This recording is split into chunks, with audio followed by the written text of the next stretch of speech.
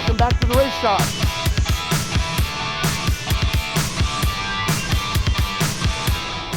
Hey guys, thanks for joining me. I've been looking forward to this for a very long time. I've teased a little bit about this on some of my prior videos that we were coming to Las Vegas and then to Pomona for our last 2 races of the year. Well, we are in Las Vegas. I'm in Las Vegas right now. It's awesome because I hear the weather at home sucks, which is pretty much any day that ends in a Y, and this in October, November up in Salem. But anyway, we're down in Las Vegas and it's awesome down here. Get to run the car, and I brought some of my toys to be able to do our Cool Kids Club podcast from Las Vegas. Hot Rod's right in the background there, and I've got a guest today that's awesome. I hope you watched the video yesterday that we did from the Fremont Street Experience, where I told you a little bit about this. If not, you're new to this, check this out. So this podcast is about telling unique stories, being behind the ropes in the pits, so you get to hear the inside stuff, not sitting in the grandstands where all you hear is fans talk back and forth and they don't really know what's going on. This is the dirt. This is the inside scoop. This is the cool stories. This is some of the funny crap that happens that you'll never hear about unless you know somebody. Well, you not only know somebody, you are somebody, because if you're here, you too are a cool kid. And I'm really glad you're here. Today's guest is not a drag racer. I did not grow up racing with this guy for 30 years. In fact, I just met him a year-ish ago, maybe a little more, but not much. Check this out. So, but oh my God, talk about horsepower. When we've got our injected nitro car at 4,000 horsepower, we always kind of puff our chest out that we've got the big, well, the larger appendage in the program here. And today we suck. We can't even start his deal. This is so damn cool. But today I have the privilege of having with me Major Devon Dettloff. He is in the United States Air Force, and he flies F-16s out of the Air Force Base. It's about 2 clicks that way, and we hear these jets taking off all day long with these damn afterburners, and they're so damn loud it makes top fuel seem mild. It's unbelievable. Well, one of those jets was flown by my guest Devon.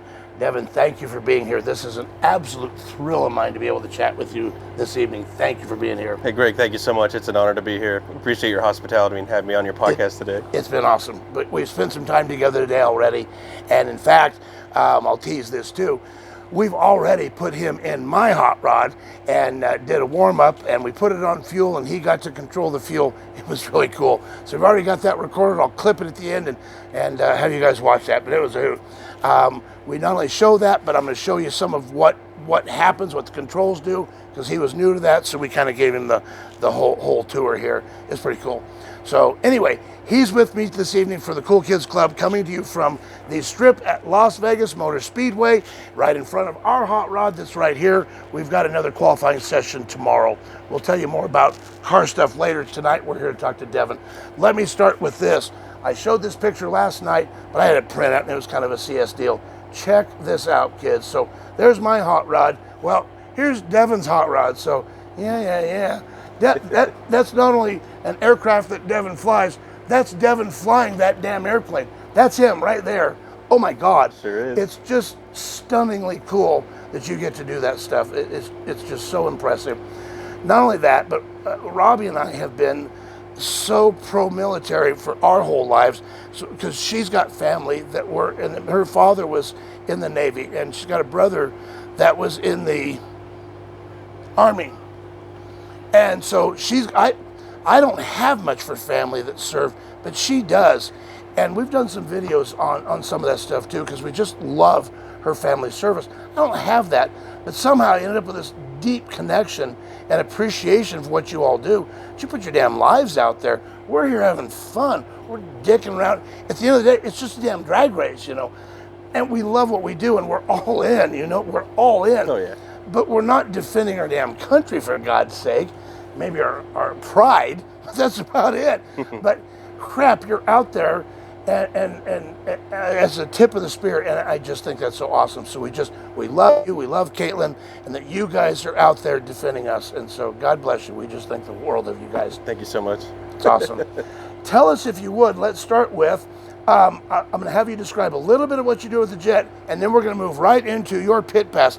He didn't know what a pit pass was. How would he? They don't really have those in the Air Force. But I explained it to him, and to tell you what, it's go big or go home. Like, holy crap, I've never even heard of that. What is that? He's got some really cool stuff. So we'll be using our new Cool Kids Club glasses here in just a moment, I promise you. But give us a sample. What the hell are you doing up there, and why is it painted like that? Yeah, good question. So typically you see most military aircraft painted in just the gray color, and that's the typical color that we use. This is the F-16C, called the Fighting Falcon, but the pilots call it the Viper.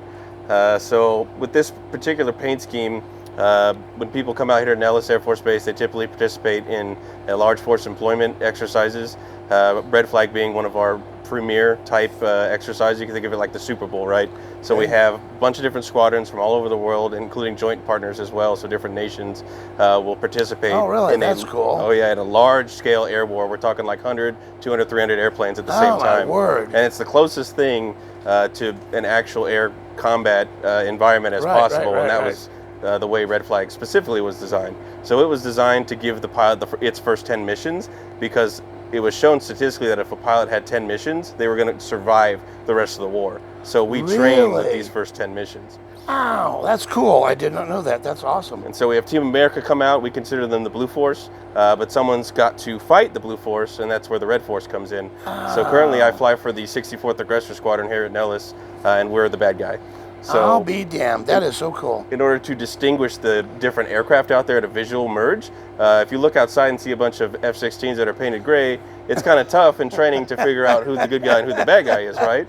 Right. So we paint our jets in camouflage, which are similar to actual adversary paint jobs as well, so that when you go to a visual merge and you look outside, you go, yep, that's the bad guy.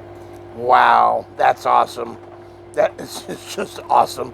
Can't wait to hear a little bit more about what that aircraft is configured with, because I'm such an expert on this, like I'm barely able to tell which end goes down the air first. But my guess is that you've got multiple ways you can put this thing together, what it can carry. Absolutely. My guess. So we call this thing the Burger King jet. You can have it your way. Oh, that's cool. There's 9 different hard points. You can kind of count them here up the wing and then back up the other side as well. So on the wingtips here, you'll have a medium-range air-to-air missile, or an AMRAAM AIM-120. And by the way, these are all training munitions, so they just have the weight of the missile, but there's no propellant or anything in there for training. And that just gives us a feel of how the aircraft performs with the extra weight. That makes sense. And then you're moving inboard right here. That's an AIM-9 Sidewinder. It's a heat-seeking missile. Wow. So it has a little IR sensor in it, and it looks for heat, and you can slave it as well. We have a joint helmet-mounted queuing system. There's a little monocle, and you can look around, and the eye of the missile follows you, and if it finds heat, it'll go after that target. Forgive me, but heat, your aircraft produces heat, so how do we direct it to the right heat? How do we do that? So, just like any other big engine, right, there's a big exhaust plume that comes out, and that's very hot. So any airplane, good or bad, if it sees the heat, it's going after it. So that's why you got to make sure you're locked to the bad guy. So it's not looking for the paint job? Nope, definitely not. It doesn't care.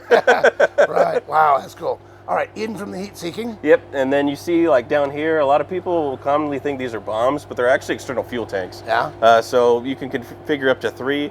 The reason you do that is for extra distance. So if you have to fly a long way into bad guy land to get somewhere, you're going to want all the gas to get there, because you're going to want gas to come home. Right. And a lot of gas is consumed using the afterburner as well. Right. So we try to fly in with full tanks, and then if you need to get rid of those on the fly, you can push a button and they'll fall away to get rid of the extra weight and drag. Wow, that's cool.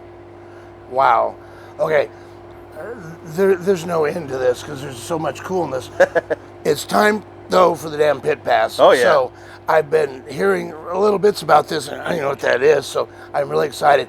Tell me, young man, what you brought, and I'll get us hooked up. Well, this is designed to be chilled, right? No, it's how it is. So forget the ice. Okay. So what are we doing? Any fighter pilot who knows anything about fighter pilot culture knows exactly what I got here.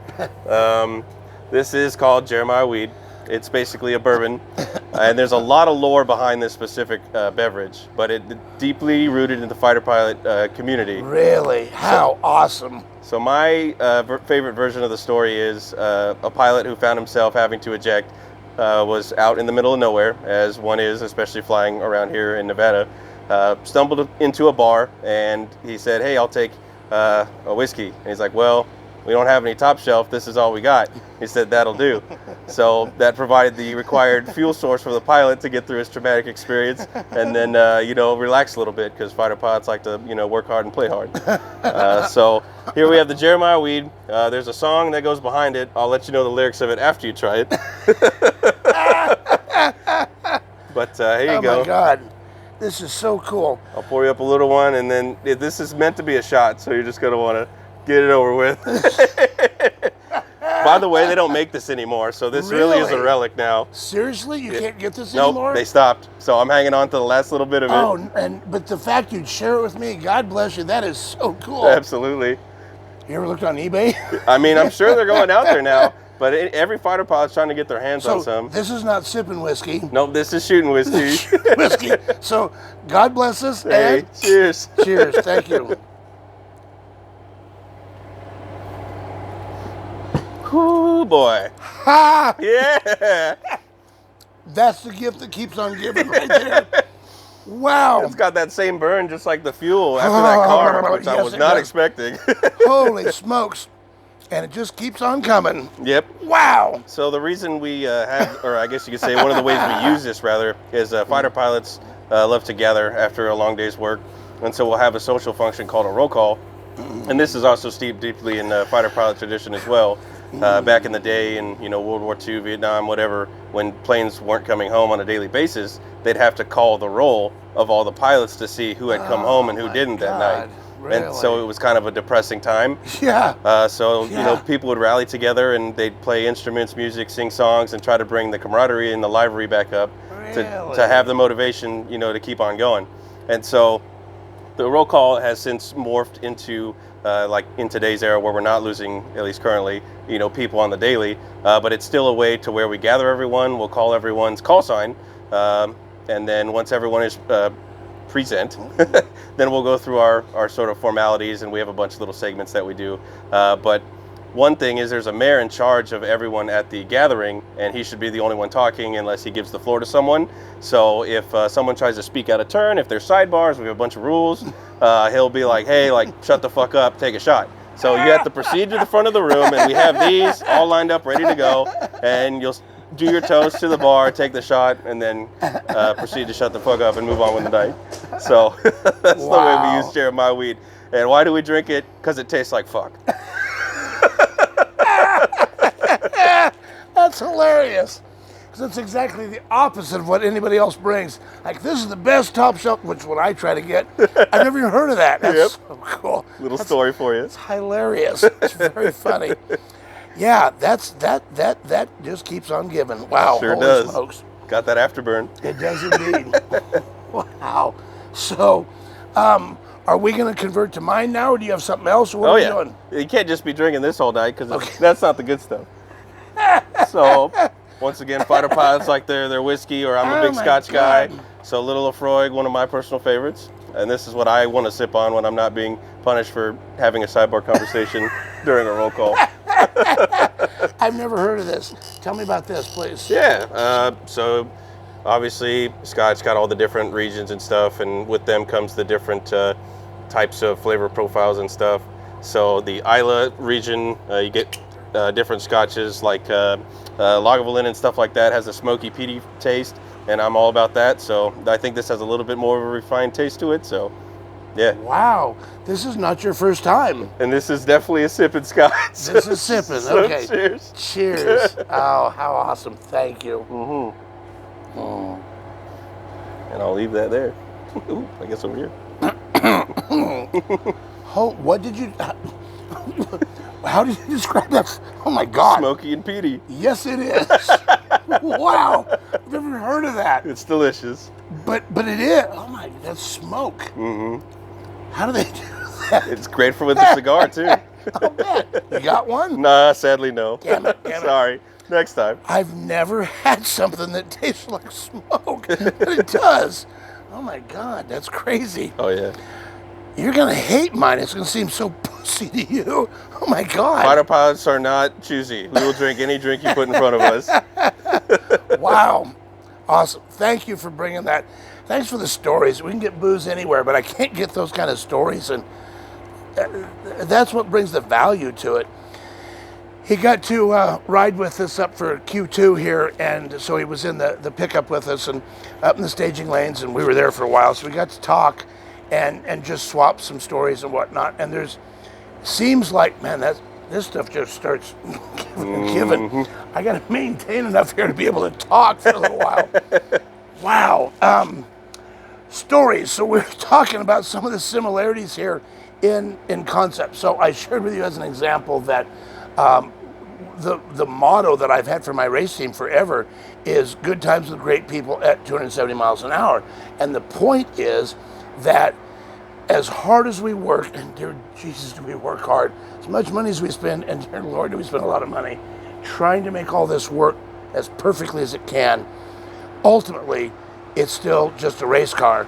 But people, relationships, you can't replace that. So I told him about the story that you guys have all heard a number of times now, about the sticker I saw in Joey's car a long time ago.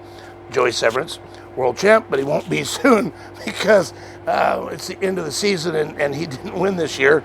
I love Joey, but dear God, he's won 5 times. It's probably not his turn anymore. Joey, I love you, but holy crap, share the wealth. Anyway, he had a sticker on his car that said, enemies for 5 seconds, friends for life.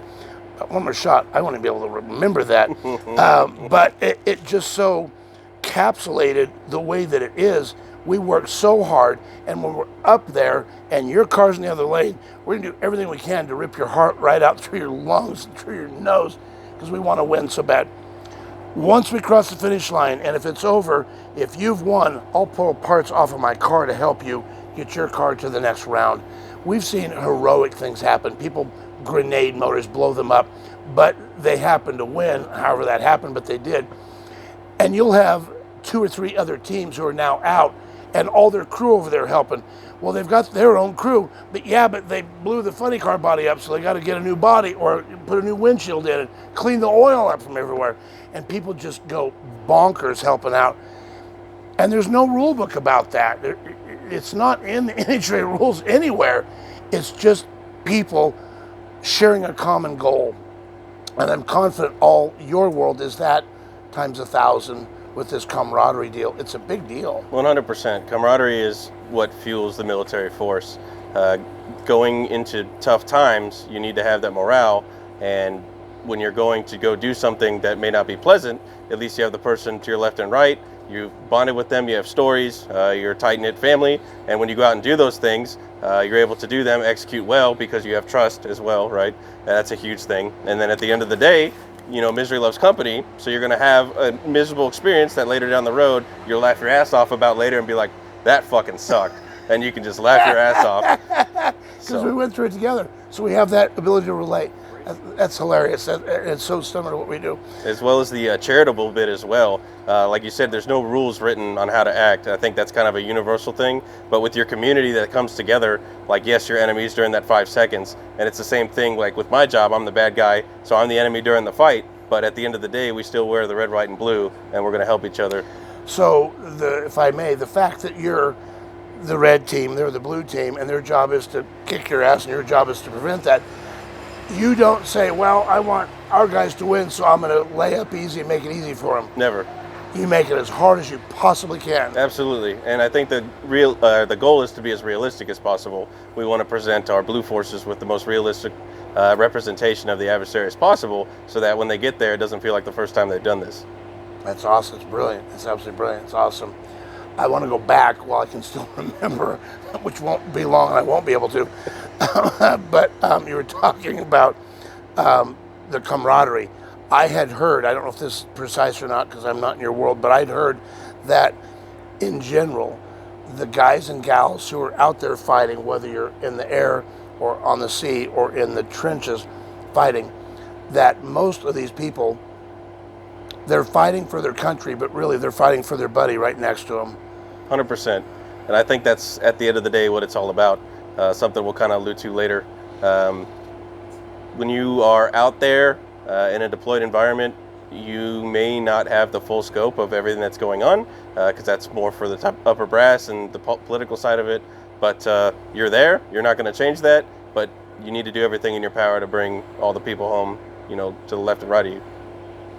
So you're fighting for them because you're extremely close with these people. You shared intimate details about each other's life, and you're fighting for this common cause. It seems to us, Chris and I, Derbs and I, we talked about this a number of times, we have attracted some good people to work on this car, and one of the things we sell, for lack of a better term, is the ability to be part of something that is bigger than yourself. And it doesn't matter what you do and have success in your own life, you're not going to do this without a group of other people who share that dream and that vision and that passion and are willing to pay the price to work this stinking hard to do it. Absolutely. Like we talk about the reasons why people join the service. It can be any personal reason, whether, hey, I needed the money, or, you know, I just wanted to move on to another phase of my life. I wanted the training, college. There's lots of reasons why people join, but ultimately the reason why people stay is for that higher calling, to work together for something that's bigger than yourself and to serve. That's what it means to serve, right? And then also the synergistic effects of that as well. Like if you're in it for yourself, if you're a selfish person, I'm a team me kind of person, you'll only be as strong as yourself. But if you work, you know, with all the people around you, now you're as strong as the force, and it's a force multiplier. It is, and it's greater than the sum of its parts. Absolutely. So 5 team members is not 5 times 1. It can be exponentially more than that. Correct. If you've got the right team, the right people. Because you provide motivation through each other. If you hold each other accountable, now there's this extra factor, the X factor, right? That's awesome. That's brilliant. It's awesome. Wow, that's so cool. God darn, that's cool. I'm going to show you a couple of the pictures here. So, by the way, this picture I took with my dang phone because I had the privilege of being in their home here in Las Vegas. I don't know where, but it's over there somewhere. I have no idea where it's at. Everything all looks the same. But they've got a beautiful home, Devon and Caitlin, and their little girl, Amelia, and a new child on the way. Absolutely. Very cool. My wife fell in love with your wife today, and she came up to me and said, "Did you know Caitlin was pregnant?" I said, "Well, yeah, I knew that." And she's like, "Well, you didn't tell me that." I'm like, "Oh, I'm sorry, I screwed up. It's a big deal." So it's a really big deal. And Robbie is the best mother and grandma you've ever seen in your life. She's wonderful. We've got a little granddaughter that's 6 years old that we just adore. It's the light of our life.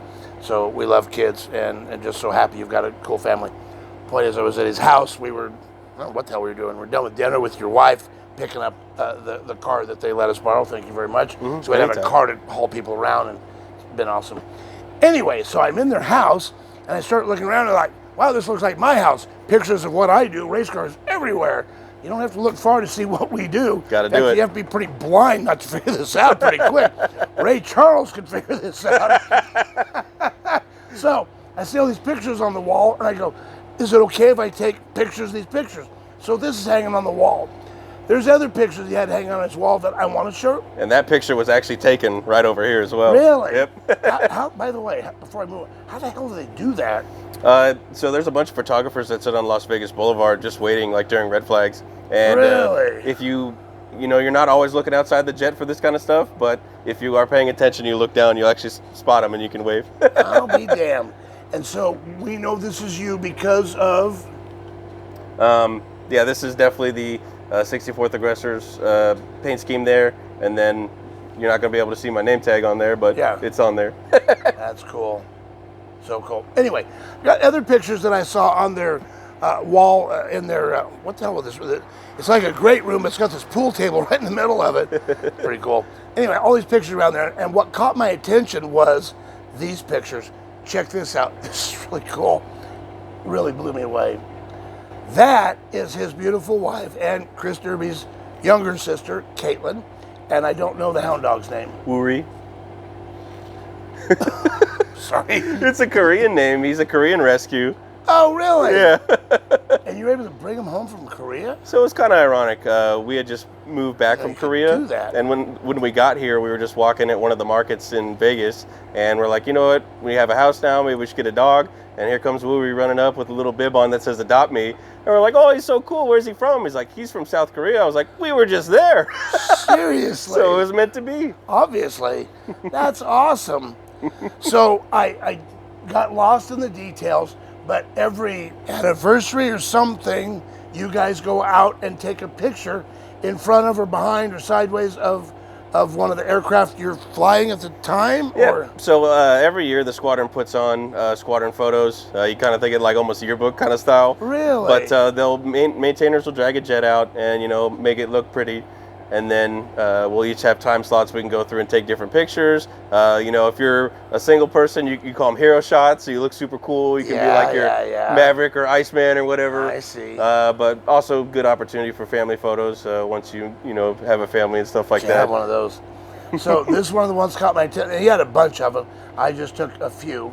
My old guy glasses so I can find this here. I think this is another one. Yeah. I thought, God, that is so cool. I just love that. It just represents so much. I just think it's awesome. Yeah, it's the story of my life in a picture. That's really cool. How long ago was that? I think last year, yeah. Really? Wow, that's so cool. Very cool. I hope you guys enjoy this because I sure as hell am. There's another picture that they had on their wall, and there's a bit of a story with this, so I'm going to have him share the story for this. Yeah, so this is... Check this out. That's a painting? Yes, it was a painting. We had a commission to commemorate a very certain engagement that had happened. So the wife had worked with the 79th Fighter Squadron back at Shaw Air Force Base, and they had deployed out to Afghanistan. I also had done that with the 77th Fighter Squadron as well. But in this particular engagement, we typically employ 2 ships of F-16s, and sometimes it can be, hey, we're just hanging out, we're looking at things, we're not doing a lot.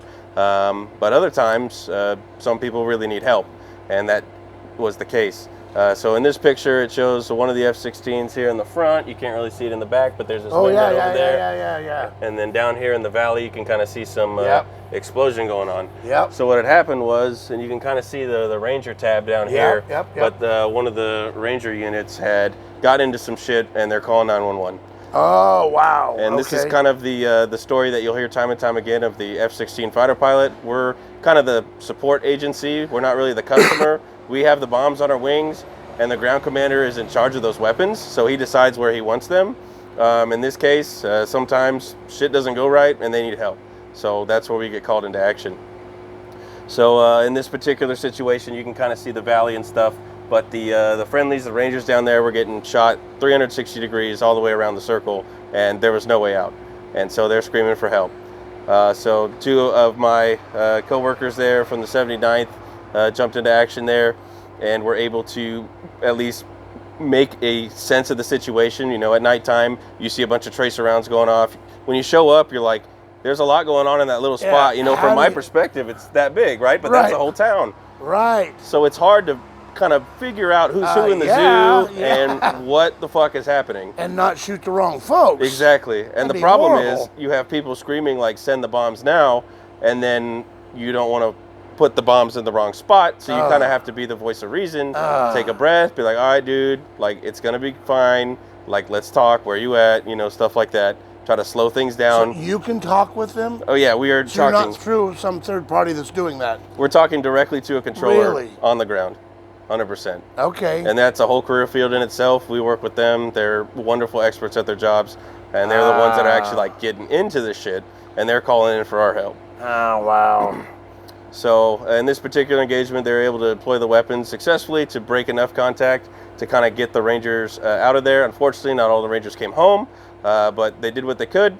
I remember for the ceremony after this, they awarded the 2 pilots the 15th and 16th Distinguished Flying Cross ever for an F-16 pilot. So very rare accomplishment. And watching the ceremony go down, you could just feel the emotion, tears on faces, like the whole thing. So, God. But at the end of the day, awesome. I'm happy they were there to help get the guys home. That's so awesome. Yeah, Devon, I love what we do. I'm all in. I've worked on this for so long, in my life and soul in this.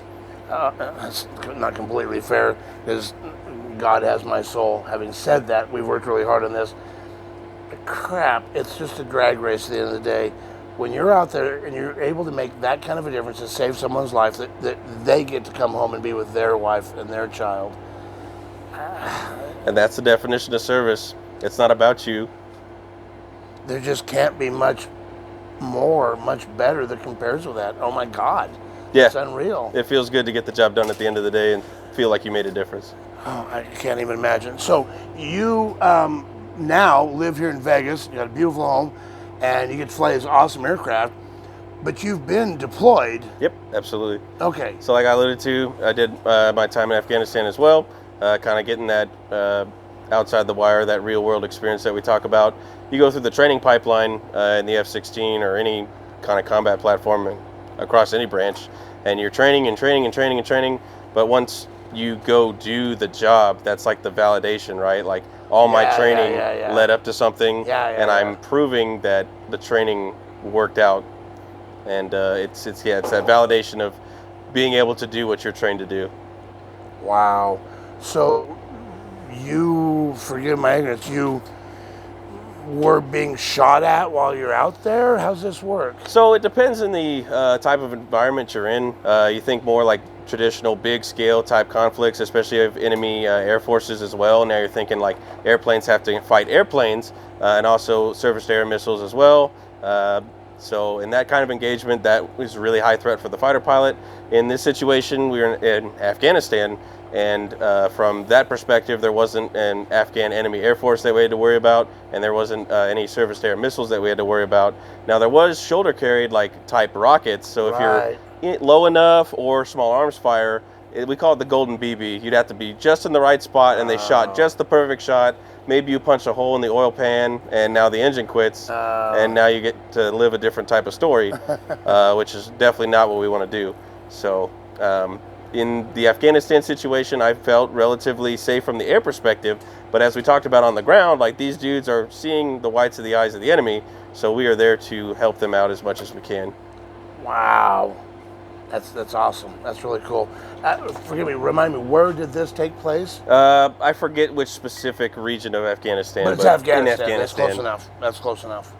Wow. Wow. It's just awesome. It's just so amazing. Very, very cool story. That's really cool. Gosh darn. I think you keep talking about like, I don't know, like it's going to be a race at the end of the day, but when it comes down to your passion and your calling, and that can be anything in life, right? Like talking about being all into something, like, and we were talking about this earlier too, a lot of fans come and they see in the grandstands, you know, the few seconds of race, and they're like, that was neat, but they are getting just the surface of what went into everything. There's a lot of blood, sweat, and tears that go into it, and after spending my time here, I'm seeing a lot of parallel themes from the military type structure and being over here as well. There's going to be a lot of people that go into making the thing happen, right? You have Team Gregg Racing, like everyone here. I want to say thank you to everyone, by the way, for your hospitality. That, you know, bleed and sweat, cry over the parts to make it happen. And then from our perspective, like we call it TDY, but going temporary duty, like you're on the road everywhere. So that's a deployment, right? You got to figure out the logistics of how do I pick all my stuff up? Where are we going? Where are you staying? What are we eating? There's so many things that go into those, you know, few seconds down the drag strip. Unbelievable. So to bring a team together and get the job done is the same sort of, hey, we made it, you know? Right. So I have respect as well for the maintainers of the crews and everyone in this sport. Also, like just sitting in that thing and letting it run, like I could feel the smallness of the cockpit, I can feel the vibrations, and you can really feel like the same humbleness that you feel in any sort of high-powered machine. Like this thing will kill the fuck out of you if you don't treat it with respect. And I don't know what I'm doing in this thing, so I was like, oh fuck, you know what I mean? And like seeing these things go like 200, you know, plus miles an hour down the track, like that's fucking crazy. Way different experience than what I'm used to dealing with. And the raw acceleration on these machines as well is not the same. My aircraft does not accelerate on the ground like this thing can. Unreal. So, and you also talk about the accidents as well, and the things that are written in blood, very similar lines as well. So you say it's just, you know, a sport or a race, but people, there still is very real danger here. This is not a safe sport by any means. We were talking earlier about some of the things that are on the car and that we have now that kind of take for granted eventually, but so many of these components are there because we lost somebody. They paid for that, our safety now with their life. So we talked about the titanium helmet shield that surrounds the roll cage. That wasn't on there when I bought the car. It didn't exist. And then I don't remember the year, but we lost a guy, a really great guy in Top Fuel Car just the one step up from us. We're kind of like AAA ball to Major League, kind of like that. So anyway, we lost him. The horrible accident with Darrell Russell. But we talked about how the motor let go, shrapnel comes out, aluminum crap goes everywhere. It gets into the big Goodyear tire, cuts the tire. That tire explodes from massive centrifugal force. That now takes out the rear wing, and eventually the wing strut, I believe it's one of the diagonals, went through the open cockpit area, hit his helmet, and so sadly the helmet didn't stop it. It's so tragic, just pathetically tragic. Yeah. From that, it was not long that timeout, everybody out of the pool, you will install, that was $2,500 or something a lot of years ago to get this titanium, and then you got to fit it. That's a bitch. God, that's a bitch. Nothing's easy on these things. Why would it be? Yeah, I always say, God, I hate new parts, because the more you spend on a part, the more you got to cut it, mill it, lathe it, weld on it, machine it, because it ain't going on. I just bought 2 brand. God, I'm digressing, but we can do that here because it's a podcast. Absolutely. So, God, I bought this car a long time ago, 23 years, but who's counting? And the fuel pump is held on to the motor with this clamp. Well, it's a stainless steel clamp. It'd been on there for 22 years, and it's, the bottom is just beat to crap because you hit it with a starter every time you put the starter on. Just beat to rat.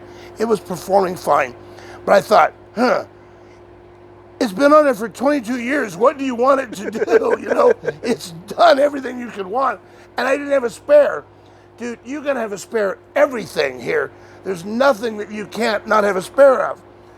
I have 2 chillers to cool the fuel. You know why? Because my big one took a crap a couple years ago, and you can't run this car without it.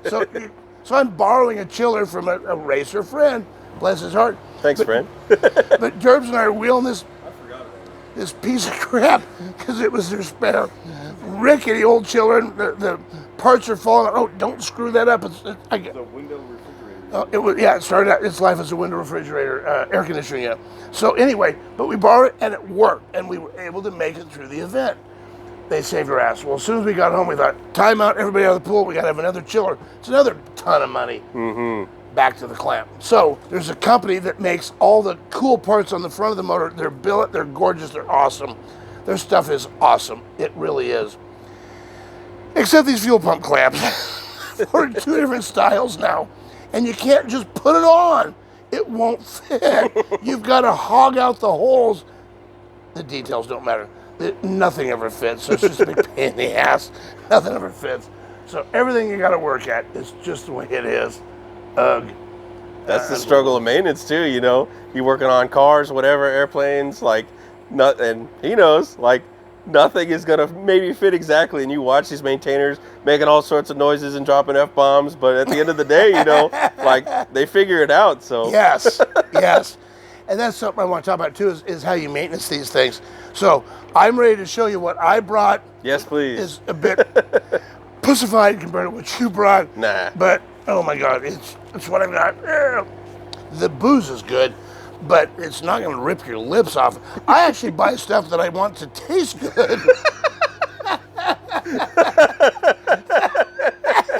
I've never thought that the goal was, let's really just rip their face off. Oh, we got to have that. Can we get more? So everything's got to be in the max. Oh my fast God. as I can go, most cheeses I can go, live life in the fast lane. It's awesome. I think one of the rinse famous this out a little bit. fighter pilot slogans that I heard was "Moderation is for cowards, it's for Pirate Du Bois." If you ever heard of his story, but yeah, that's hilarious. I love that. That's really funny. Oh my gosh, so cool. Okay, so if you've watched this podcast at all, you know my drink of choice here is I found this vodka some time ago called Ciroc. It's spelled with a C, and it's top shelf stuff. And I've shared. Have you had it? Oh yeah. Oh, well, good. So you already know about it. It's damn good stuff. So in several years ago, there was a friend of ours. Oh, damn it! I didn't mean to turn that thing off. Crap. That's not what I meant to do. Damn it. I don't even know how to get it back on now. I think we're done with most pictures anyway. All right, so it was this friend of ours that we got to go see. He had a nice home in Mesquite. I think it's close to here somewhere. I don't know where it's at. But it was hotter than hell. And we had flew into Las Vegas. Really good guy. When we went there, and he introduced us to this drink, this vodka tonic drink we're going to drink. We never had one before, but it was so refreshing on a hot Las Vegas day. Oh, yeah. Thought, oh, God, I can get used to this. So guess what? We have gotten used to this. So Robbie and I inventory this stuff, and this is a common, not every day, but it's a common summertime refreshing drink. Yeah. Robbie and I at our house, we got a little bit of property, acre and a half or so, and we've got this area up in this upper corner of our property, because it's not exactly level, but we've got trees everywhere. Anyway, we've carved out this little niche where she found the top part of her property that we liked, and we've got this cedar bench up there, and we got a table, and we got a fire pit, and all the cool stuff up there. So we go up there, and we can survey our Ponderosa, you know, looking from the top down, and we'll go up there and we'll have a vodka tonic and survey our land and what we're doing. And it's a good time. It's a really good time. Awesome. So anyway, yeah, I wish I'd get you guys up there. It would be awesome. So here's one of the things we're going to do. I have, check that out. Look at that. Yeah. That's yeah. high speed. Yeah. Only the best for you, Devon. Damn it. Thank We you, don't sir. screw around. Yeah, so those are the stainless steel ice cubes I found that don't water your damn drink down. That would be a tragedy. Yeah, that's alcohol abuse. Exactly. So. Ooh, talk about a flash. Jeez. I knew. Which pocket do you put that in? Oh my God, that's funny. That's funny. So yeah, well, there's a story there, but it don't really matter. Oh. This ain't gonna change your opinion of me at all. So, anyway, it fits in the freezer in the toter home. Barely. That's true. Oh my God. So this stuff is so smooth, I guess I'm not telling you anything, that I can drink it neat. This is going to be fairly high octane, but fuck you. Look what you shaking up for me, for God's sake. You're in the right place for high octane. Look at that shit right there. Exactly. Oh my gosh. Spilled it. Don't do that, damn it. So anyway, but it's really good stuff.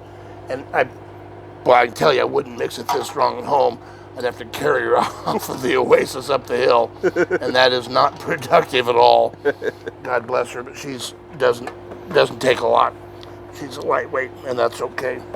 Yeah, get in there. So, got our cooler here to keep our stuff cold, and I need now my tonic water. Sideways here, mixing. Don't need much of this. And there is that. Boom, ba-doom, ba-doom. Here is yours, sir. Thank you. Yeah, this is awesome. One of the best ideas I had was we need to drink when we're talking. This is awesome. Yeah, why Here wouldn't are. you? Yeah. Cheers. Cheers. Thank you, Devon. Thank you. Oh, that's good. What's wrong with that? That's good. See, it doesn't have to rip your lips off to be good. All that stuff is awesome. But we're in a totally different genre here, guys. Yeah. Like you said, 100 and plus degrees, summertime Vegas. Yes. That's going to hit the spot right It there. does. It absolutely does. It's really good. So, anyway, we were talking before we started. I thought, there's probably some national security crap here that I probably shouldn't even ask about. But I don't know what I don't know. So I don't even know what not to ask. But I asked a couple. This is funny. At your expense. I asked a couple of questions that, of course, they know the answer to. And I could tell by the time he got done with his answer, it was about 7 minutes long, that this isn't the first time you've answered this question very diplomatically. They should be very proud of you. He's really good at this. So check out his answer to some of this stuff. He's really good. All right, so we've got our adversaries, the assholes out there that don't like America and apple pie and Chevrolet and Bacon. yeah, and bacon, for God's sake. What's wrong with these communist bastards? If they'd come live here for a couple of years, well, that's why. Do they have 7 million people a year breaking over the border in freaking China to get in there? No. Nobody wants to live there, for God's sake. Everybody wants out of all these. What did Trump call them? shithole countries. That's what he called them. We can't do that, I know. But nonetheless, with all these countries, we were talking about before we started about how the Soviet and Russian army was looked upon as being badass. I mean, they've got nukes. Don't screw with these people. They're, oh my God, we can't hardly keep up with these guys. Well, then they go into Ukraine, and it looks like all the old women are kicking their ass there. Like, and that's a slight exaggeration, but not much. And like, well, crap. Then how badass are they really? Then you go, well, what about the 27 billion Chinese they've got? You know, what about all those guys? And he's got a wonderful answer about this, about are we really okay? Are we safe? Or where are we at in this? He's got some really great answers. So share what you would like and nothing you don't want to, of course. Yeah, so kind of going back to the Russia-Ukraine thing, I think back in the day, like you can see the theming of my hat and stuff that's Russian, it says Kaboyu, it's our squadron motto. Kind of portraying Explain that, please. Yeah, Kaboyu, it just means to war in Russian. So that's kind of our squadron, like, you know, motto that we say to embrace the adversary. And so you think like Soviet War and all that kind of stuff, Cold War, like all that stuff, like that was the enemy at the time, right? Yes, yes, but yes. Our world has changed and evolved, and radically. We're in different places now. So with the way that we saw kind of Ukraine start to unfold was not, like you said, what we expected. Yeah. And that can be to a multitude of reasons that I won't dive into. But yeah, it just kind of wasn't what you expected. Now, you know, we start shifting our mindset to other near-peer type adversaries like China. China has started to advance their capabilities and stuff like that. So, you know, there's multiple ways you can go with the discussion of like where we're at and how we're doing. You don't want to like provide too much doom and gloom. You don't want to also like be behind the false guise of like, yeah, like, you know, I'm not scared. No, but kill them all. Well, it's not that simple. The fact of the matter is, just like we were talking about the whole when the first time an American pilot saw a German fighter pilot jet, we're starting to see technological advances out of our near-peer adversaries. So to keep on with that pace is kind of the charge, and that's kind of one of the problems we've seen now with our funding and our acquisitions process.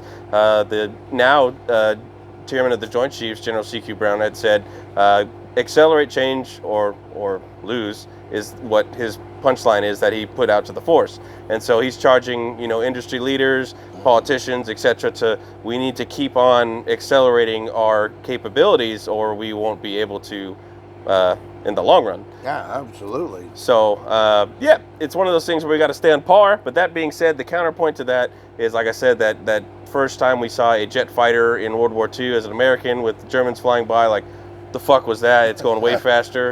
And where's the propeller, damn it? Exactly. It's not just the technology, but it's also going to be the training. Right. And I think that is where the American military really shows its might. Yes. We pour so much into training and getting that individual ready to execute their mission, so they are highly proficient.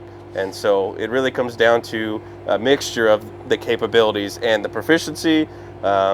And if you watch the new Top Gun movie, it comes down to the man or woman in the box. You know what I mean? And there's a little bit of that going on.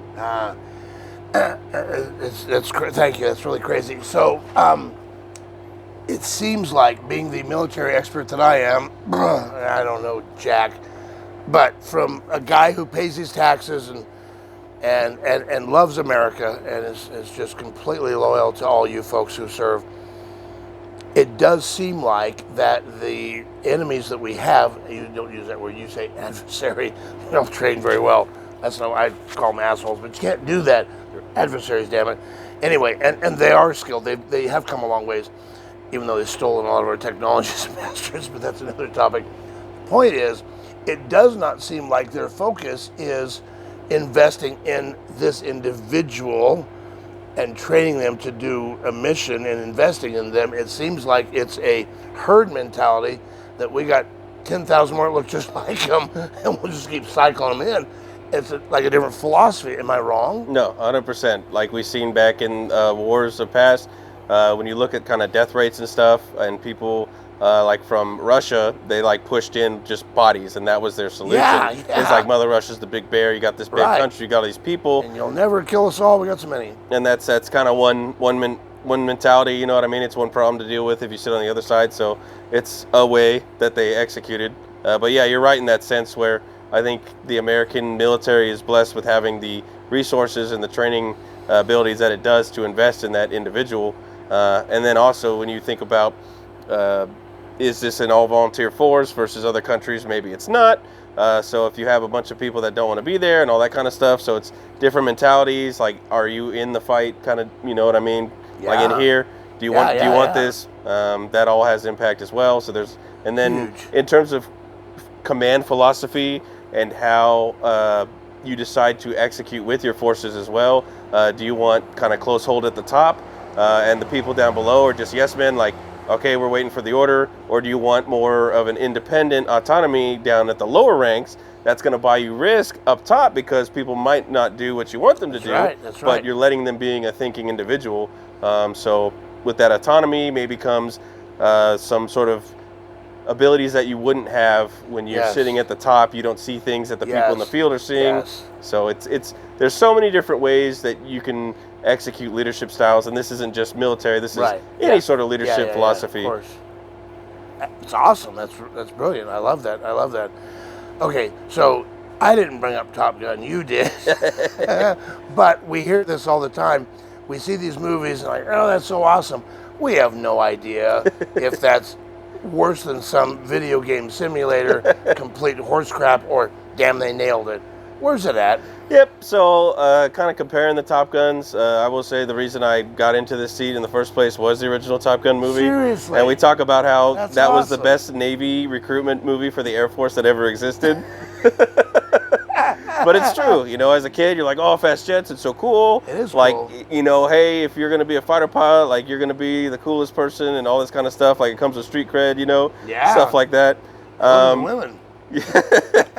But there's also the side of it as well, like, you know, there was a lot of Hollywood, especially like back in the day. Now, they did go out of their way to get a bunch of like aircraft, like they actually got the Navy to participate. They put cameras in jets. They had jets take off of carriers. They were on the carriers. That classic opening scene, like they actually filmed all the real stuff happening, like it wasn't fake at all. So, you know, hats off to them for grabbing that kind of cinematography. I think Tom Cruise did a really good job of wanting to bring that to the next Top Gun to make it even better. So there's videos of this online of him. And my respect for him has grown to where he actually put all of his in-cockpit actors through like a basic fighter pilot training. Really? Where he put them in he started them off small jets and worked them up to more high-performance jets. And they got to feel what it was like to be in the seat. Because when you, like, just like this, like, you can see the driver in the cockpit, but you don't get to understand what that feels like on the body. And so even just being airborne, kind of similar to, you know, getting your sea legs, if you will, like, oh, you know, I'm getting kind of seasick or I'm getting airsick or, man, there's a lot of G-force, or just kind of the body has to adapt to that non-normal environment, right?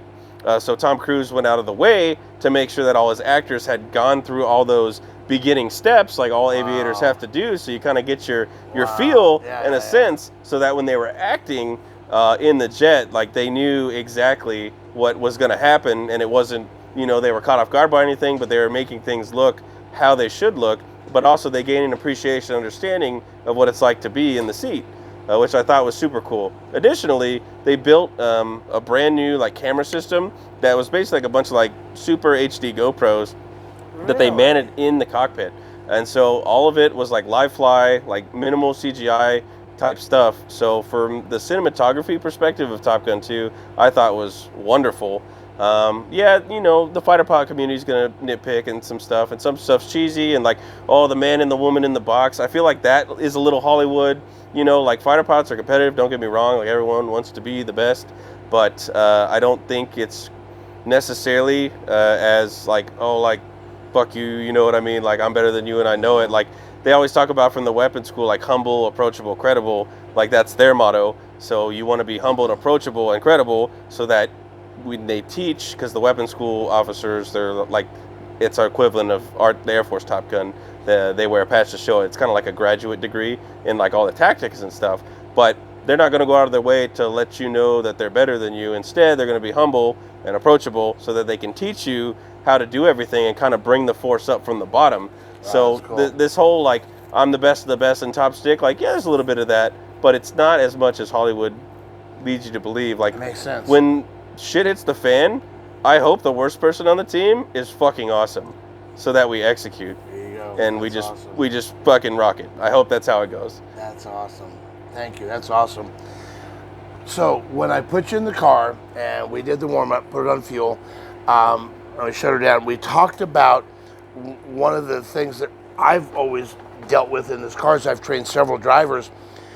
When that throttle pedal goes down, your body is way down track and your brain is still at the starting line going, what the hell just happened? Mm-hmm. So this sensory overload. Yeah. And it takes time, seat time as we call it, to be in there over and over and over, and your body is still way down track, but on lap number 10, your brain is getting closer and closer and closer to real time. Mm-hmm. Trevor now has done this so much, he jokes about all the time that he can pick out, there's that photographer there, and that guy's waving over there. I'm thinking maybe you should look where you're going, but just a little humor there, Trevor. He's very, very skilled. He's done a remarkable job at that. We've, like any driver, we've had issues to train on. Everybody. Trevor has been remarkably good at keeping my car safe. I've never one time seen him drive this car over his head. Our vernacular, like, dude, it's out of shape, lift, you dumbass, because you're not going to get this car back, you know. He's never done that. He's been remarkably good, and we're deeply grateful to him for that. He's done a great job, very credible. New drivers, though, still have to go through this, and somehow you've got to get there to the point where you know what the hell you're doing. In this sport, you can't take an injected nitro car and let's just go 10% throttle and we'll go 50 miles an hour, and then we'll go 100, then we'll go. It doesn't work that way. That motor runs one way, wide open, or I don't run. Mm-hmm. That's all there is. So you can't half-ass it. I imagine there's similarities in your world. You can't take off half-assed. You either do it or you don't, you know. And we talked about you've got to have a healthy respect for the car and what it can do, and that it can kill you. You must have respect. You must never have tentativeness. It will kill you. And equally so, you must never have arrogance. It will kill you. Correct. I've personally seen both, and I say, time out. You do not belong in this car. It will kill you. We can make more race cars, but even though you're kind of a schmuck, we can't make another one of you. Mm-hmm. It only works one way. I was joking about how we cannot break the laws of physics. You're only broken by them. You know, mm-hmm. You don't argue about the law of gravity, for God's sake. It is what it is. Same thing with nitro. You know, when it looks like this, that's pretty badass and cool. Oh, but when we bring that thing, that car comes back from a run, it's a bomb. Mm-hmm. It's a damn bomb. Mm-hmm. Nitromethane does not need spark to ignite. It needs heat and compression, which we have tons of when that thing comes back from a run, and it's full of fuel. So with the injected nitro car, it's the most dangerous car in all of motorsports just to start. So when we come back, they've got this procedure that you don't negotiate, and yet it's happened. Poop happens. You kind of took the words right out of my mouth. Like, between the communities, and we talked about it time and time again, a lot of similarities. I think we'll talk about one of the points you were talking about first, was kind of the attitude that comes into operating some of these high-performance machines. Right. And there's a bunch of human factors, like we talk about it from an aviation safety perspective. You can kind of nail down different human factors, like machismo, like I got this, you know, or like kind of the opposite, like, oh, like nothing bad will happen to me. So they must have, forgive me, but that's really important. They must have ways in your world to watch for that bravado that's going to get them killed. Exactly. Or this tentativeness where, as you talked about, the aircraft flies them and they don't fly the aircraft. Yep. And it's not the same thing. Exactly. There's kind of a happy medium. Like you said, in pilot training, a lot of people, once you get into that environment, like you said, your SA bubble is small, or situational awareness bubble is small. You don't know what's really going on. You don't want to fuck anything up. You're kind of feeling small and timid. And you might let the airplane decide to fly you, but you have to realize that you need to fly the airplane and tell it what to do. So you get comfortable in that. But yeah, some of the human factors that you're talking about, we have courses that we're trained on. We get cockpit or crew resource management courses that go into all these different factors, including human factors, so you can kind of see these things and watch out for that. We try to leave as much emotion out of operation as possible, so you want to be cool, calm, and collected under fire, right? So some of these things that we talk about, one of the big incidents that they always show on Air Force safety is the B-52 air show. This was a long time ago. There was a B-52 pilot that was showing off a little bit, banking up a little bit too much more than he needed to, and he ended up overbanking the aircraft and crashed, and it took the lives of all the crew on board. And so that's kind of like one of the way the posters at the Air Force shows, like, hey, like, we got to take this machismo out of the equation, you know, let's operate within the known parameters. Even if you feel safe, like, don't put especially crew and others at a unsafe position. And as you were mentioning, that's what that Top Gun movie, if there was any creative license that they took, it was kind of in that world. 100%. Maverick operates way outside of the safety envelope. You see that scene where he comes blitzing up between the two, and they're like, oh, what the fuck? Like, absolutely a training violation. We would never in a fucking million years do that. Yeah. You would probably lose your wings if you tried to do that on the Nellis Range tomorrow. Right. Okay, and that makes sense. That makes absolute sense. Wow. So there's the Hollywood creative liberty that they took that's absolute not reality. So there's this healthy respect that you must have. Yes. And so your world, they've got to be able to have some mechanism to look out for this bravado or on the other end, the timidness and where you're intimidated. That's the word, intimidated by this. And either way, you're dangerous. I would assume you can't even get in that aircraft in the first place unless you've been through so many layers of passing stuff. So by the time you're in there, you've already passed all that crap or you wouldn't be there in the first place. Yeah, I'm glad you brought that up. That's actually a big piece like we talked about. You see the few seconds of this car going down the strip, but you don't understand what went into it. I think the biggest misnomer for me in the fighter pilot community is, like, you watch Top Gun, and they kind of go through like, oh, he's on the boat, okay, he goes to Top Gun, and he graduated, now he's going into combat. But that does not even begin to scratch the surface of the process that it takes to go from, hey, I'm a high school graduate, to now I'm a fighter pilot. There is a huge process that goes into that. I won't get down into the weeds of it, but once you get your undergraduate pilot training slot, you're in with about 30 peers, and you're competing against each other because the Air Force has a list, 1 through 30. These are the cockpits that are available. So now we're competing on the rack and stack. So that's kind of the competitive bit, because there's only so many fighter slots if that's what you want to do. So you kind of have to show your aptitude for doing that. Now, you said there's a lot of filtering and stuff like that. So in that initial phase of pilot training, they're going to be evaluating. We call our career field a rated career field. Like, you could open up a grade sheet. Every flight has about 50 or plus events where they have, like, you didn't pass, it was unsafe. You did pass, it was, kind of safe. You met standards, or like you really exceeded standards, and all 50 items on every flight that you go through in the training pipeline is judged, and you can, like, compare notes and stuff, and you know exactly where you sit.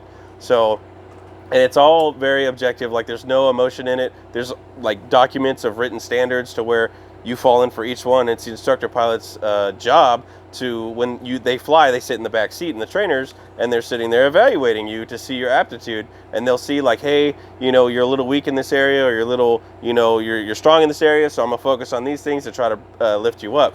But like we talked about the bravado bit, a lot of people bring emotion, especially in the beginning of pilot training, so they don't like the feedback, they don't like being told they're messing up, and that kind of stuff, and that's where you have to really have a thick skin. You have to separate yourself from the performance. Like, sense. I am a person, like, sense. I get it. No one is going to talk down to you and be like, not give you basic human dignity and respect. Like, no one's going to be like, you're a piece of shit, go kill yourself. Like, no. Like, you as an individual, we care about you, we appreciate you. Like, leave that at the door. However. I'm just talking about what you physically did in the jet, and I'm going to critique that so that, one, you can identify what you fucked up, and now we can move past it and I can make you better. But a lot of people have problem getting past that barrier of the constructive feedback, and they take it to heart. You got to leave that shit at the door. I love the way you've described that, because that would help me here where you're talking with a driver.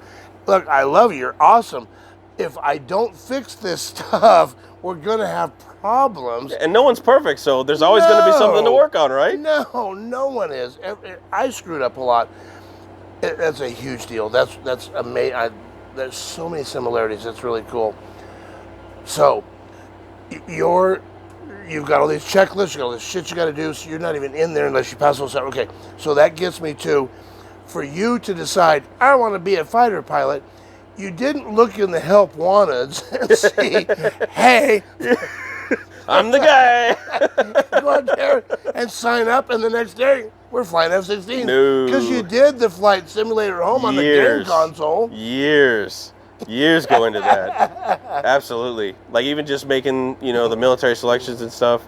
Like right now, the way it sits, if you want to be a military aviator, you have to be an officer. So if you're going to be an officer, you have to commission. There's only a few sources to do that. You can do officer training school, but you need a bachelor's. So if you're already done with college, that's one option. Another one is ROTC. So you're in college, but you join ROTC. At the end of that, and everything goes well, you'll commission. And then the route that I chose, probably one of the harder routes, was the Air Force Academy. So each military branch has their own academy. Right. So Annapolis for the Navy. Yes, correct. And West Point for the Army. And I'm sorry, I don't know what the Air Force's is. Air Force Academy. That's it? That's it. Yep. Plain and simple. Should have could have guessed about that.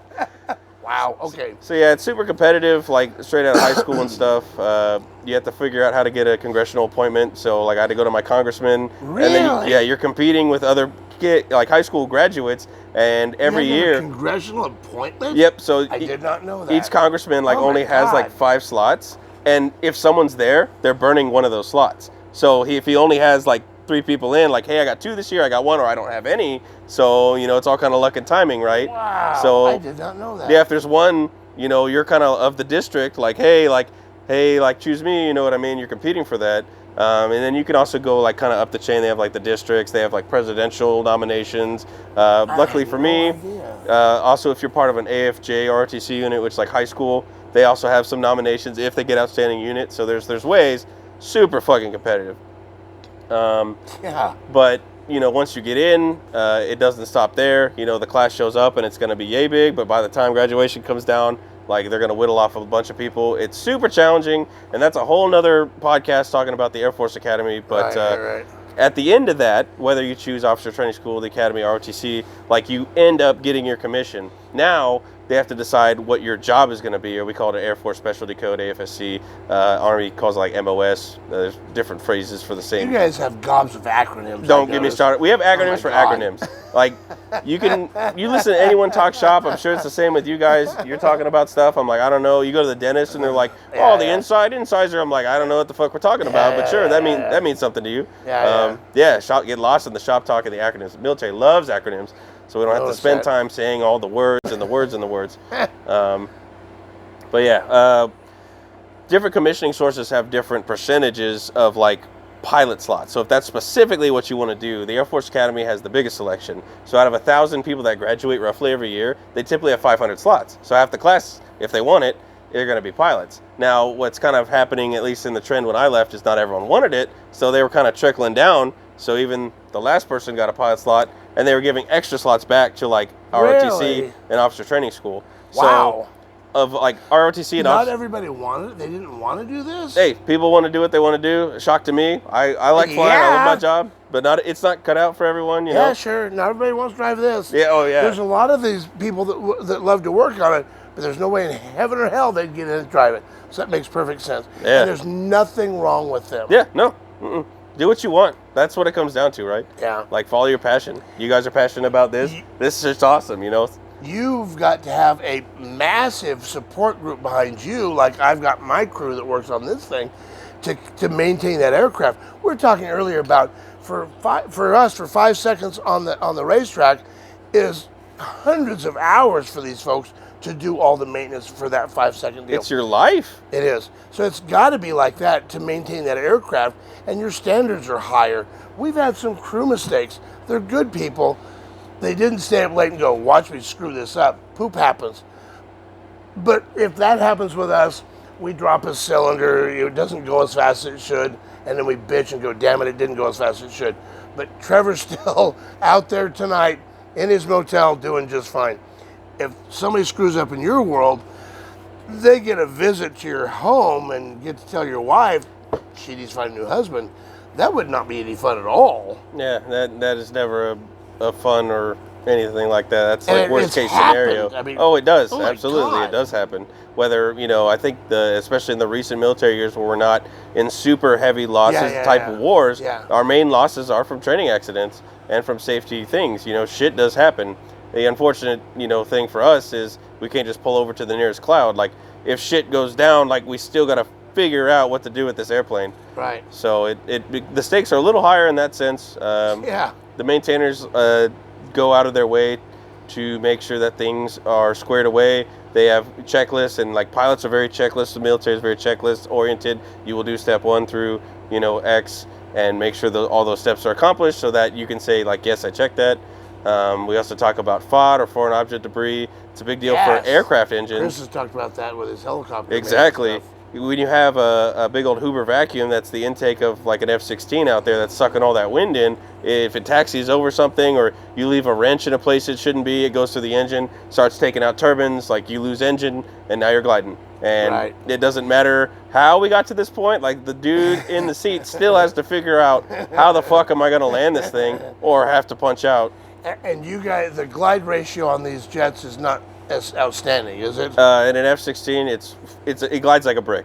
So we typically glide at like a 1-to-1, 1-to-1 glide ratio. So for every 1,000 feet of elevation, you only get 1 nautical mile of distance. Wow. Where you have some gliders that can do like really far, or like kind of, you know, more so like Sully. We talked about the landing, the Miracle in the Hudson, right? Yeah. And Sully was also an Air Force Academy grad. He talked about his training with gliders, flying, you know, when he was a cadet, and then the culmination of his whole career came down. Like he said, he was judged for his like 20, 30 plus years of career in like just like 30 seconds. And that was like the hardest bit of his life, right? Wow, but he was able to win both engines, which is unheard of in a big airplane like that. Like, that's why you have 2. If one fails, you have the backup. But when the birds went down the intake, that's FOD. That's the situation. There it is. We got to figure this fucking out. And unfortunately, there is an ejection seat in every airplane in that type of airplane, right? So everyone's life's on board. Like, we got the rest of our lives to figure this out. So what the fuck are we gonna do? And he was like, to Chelsea Sullenberger's credit, like what you talk about, that calm, cool, collected under fire. Yes, yes. If you listen to the audio transcripts of him, he is monotone and he is in his person. That's that essay bubble we talk about. That's awesome. He has full understanding of what's happening around him, and he is making like intentional decisions and knowing what matters right now. I think that's kind of a carryover skill that I'll talk about. Like, a lot of people get bogged down by like, all this thing's happening. We talk about like, what's the closest alligator to the boat? What's the thing that's going to bite me right now? I don't care about that dude that's like 10 feet away. Let's handle this guy. And he's able to unwind that all in real time and go, the fucking river. And so then he goes into the gliding thing. I was talking about the glide ratio. The glide ratio is a little bit better on that because there's camber in the wing versus like an F-16 wing is like flat, right? So you're not generating as much lift over it. Why is it so flat though? So that's better for high speed because the wind can go over it. But if you think about the difference, they don't generate much lift. Exactly. The F-16 generates lift. If you think like a wakeboard on the water, it's grabbing the air, and that's how it's staying afloat. Versus like a glider or any other type of Cessna commercial aircraft that has that camber in the wing. Yeah, of course. So the air travels faster over the top than it does on the bottom, and it provides that lift. Exactly. But you don't have that. Yeah, fighter jets do not create lift like other aircraft do. They're stubby little wings, but they can go extremely fast and turn on a dime. That's awesome. That is so cool. and there's so much of it just makes so much sense. It's really cool. Wow. I didn't remember that Mr. Sullenberger was from the Air Force. That had to be kind of a huge badge of honor in your world. Yeah, actually right after the incident, I was at the Air Force Academy, and he came straight to us to give us like a speech. Really? So we got to interact with him, and that was super cool. That's awesome. That's so cool.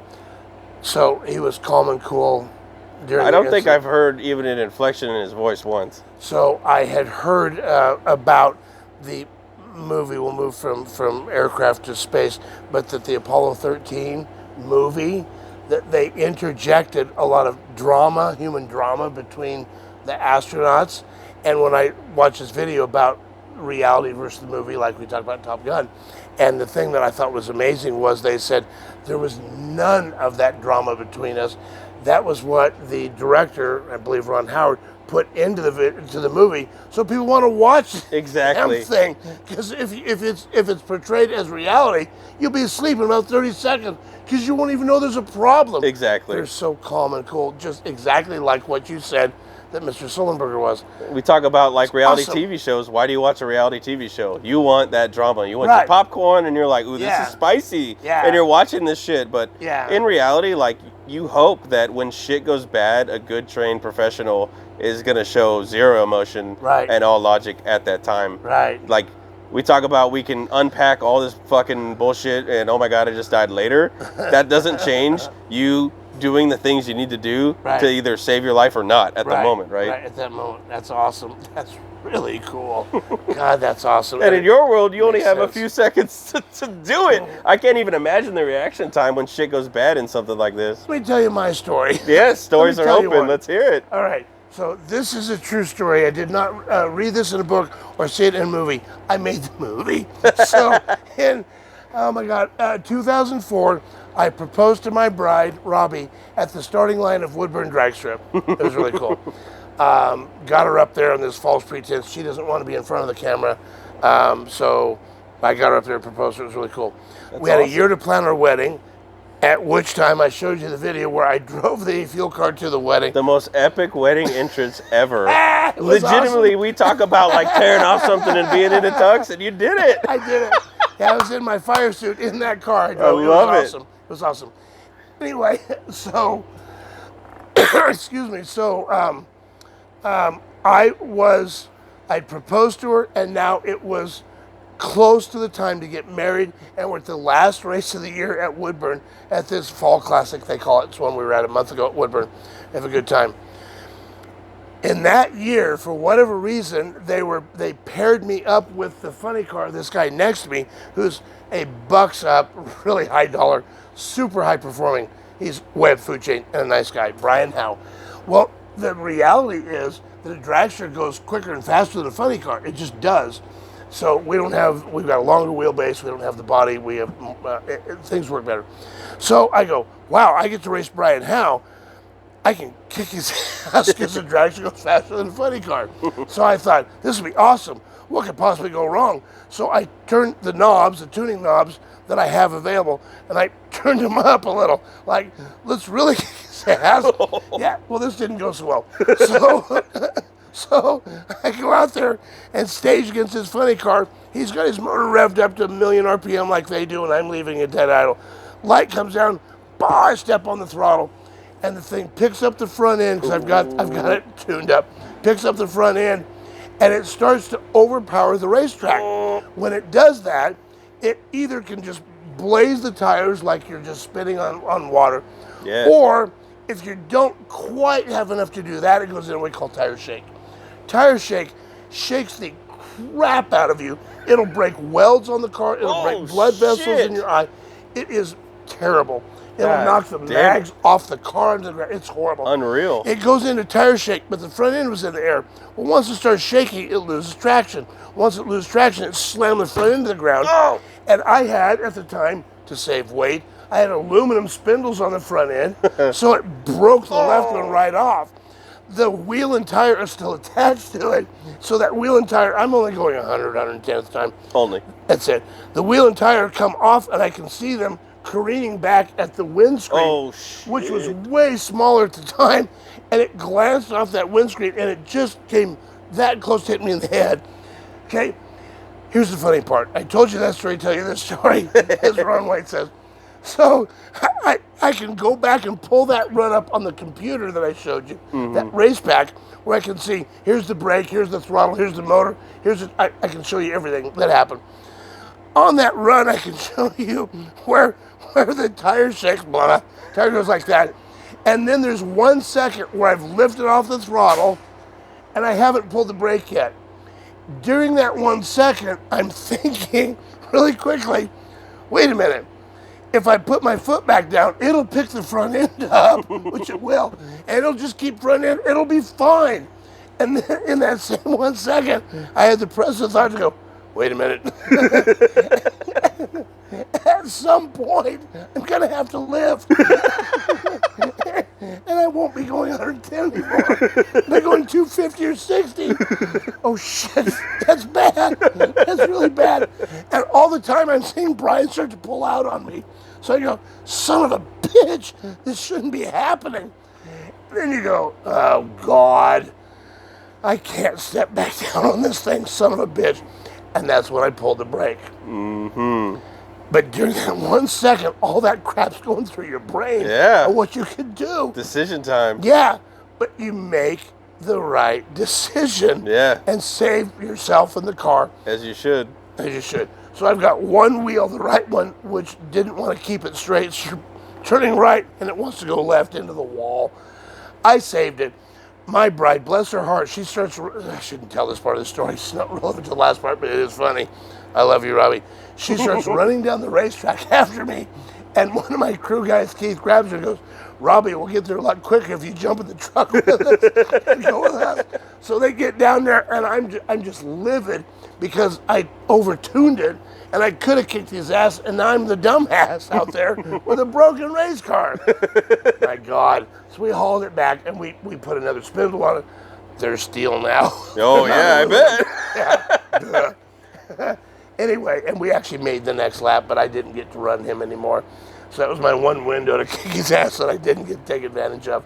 But we broke the spindle, and it's kind of comical. It's just how much you can process in such a short time, and I can tell you exactly how it happened in 1 second. Exactly. It's nuts how that works. Like we talk about, that's actually another human factor, temporal distortion. When the adrenaline hits, your sense of time starts to stretch. Yes. And you almost feel like superhuman that you're able to like sit, observe, like okay, and then think, have a mental conversation with yourself in such short time. But you could delineate it out later and line it out in an outline format. It was 1 second or 2 seconds or 10 or whatever it was. It's really short. Stunning how that works. I actually got a story about that exact same situation with temporal distortion. So in the fighter pilot world, when we tell stories, like this is part of a roll call too. They'll talk about segments are open, like, hey, stories are open. So anyone can be like, hey, like Mr. Mayor, like I'd like to tell a story. And they'll be like, go ahead, you have the floor. And you start with, so there I was. And everyone goes, no shit. And you say, in the whatever situation we're in the shit typically. And then they say, tell us about it, motherfucker. And then we proceed to tell our story. Oh my God. Culture and tradition. You gotta love it. That's hilarious. Yeah, so anyway. Oh God, that's funny. In this exact situation that we are talking about, just temporal distortion, I was at the Air Force Academy. I was a cadet at the time, and we wanted to go snowboarding. It was in the winter season, Colorado Springs, really close to some really good ski resorts there. So you have to drive up Colorado Springs, up to Denver, and then you can take the 70 West up into the mountain passes. So at the time, I was driving with a couple cadet friends and then a couple of friends of their cadet friends. Not to get into the details on that, but it was an unfamiliar individual to me who was driving. I was in the truck. So, you got the younger, like kind of teenage mindset, a lot of that bravado like we talked about. Right. When you got a lot of... an absence of wisdom often. Exactly. Lack of experience. Like, I got this. I'm fucking cool. Because what matters at that age is cool points. And, I want to be the coolest fucking person out here, right? So he's like, yo, we're going to make the pass in like 10 minutes from Denver. And I'm like, that is unfeasible on like good condition type road, right? Well, we're going in the wintertime, so we're going to encounter snow at some point. Right. So here we go. We're racing up the freeway, and at first, conditions are clear, but as soon as we start getting up to the pass, it starts blizzarding, and it's like whiteout conditions. But here we are, going like 90 miles an hour, and I'm like, what the fuck are we doing? So I tried to convince the driver a couple times, hey, slow down, hey, slow down. He's like, no. And I was like, please. And he's like, I don't care. Because I'm cool. Okay. A few times after that, you feel, like you said, the loss of, traction. So you feel, I feel like we're flying on the freeway going 90, and I feel the tail start to turn. Oh, no. And what the driver does is put a complete opposite full wheel input in. No. Yeah, I can already hear the drivers out there like, ah, like don't do this. And so this does not end well. Yeah, we start like this and they go whoop and way overshoot center. And now we're looking this way, sliding that way at 90.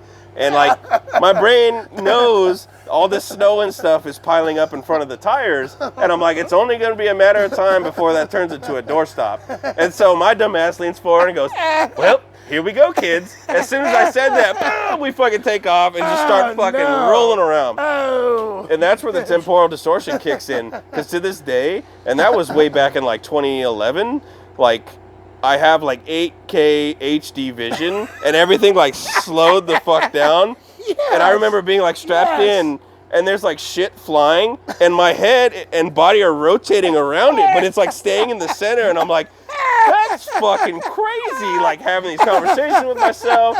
You know, I could have been like, fuck, let me eat a sandwich really quick. Like, man, that's pretty wild, you know? Yes. Oh my God, that's hilarious. And I actually had enough like brain sense. I looked up at the A-pillar, and I'm like, if we land on the, because it was a pickup truck, if we land on this, like I was just waiting for this thing to come in and like hit me in the jug or something, and that's going to be it. So I'm just like staring at it like, please no. And we come to a rest, and I'm like, holy shit, nothing bit. Everyone's fucking good. Cool. So the next thing in my mind is we just passed a truck stop, and there's like traffic and shit. So like we're laying on the right side of the vehicle, and I'm like, everyone good? Cool. Roll down the window.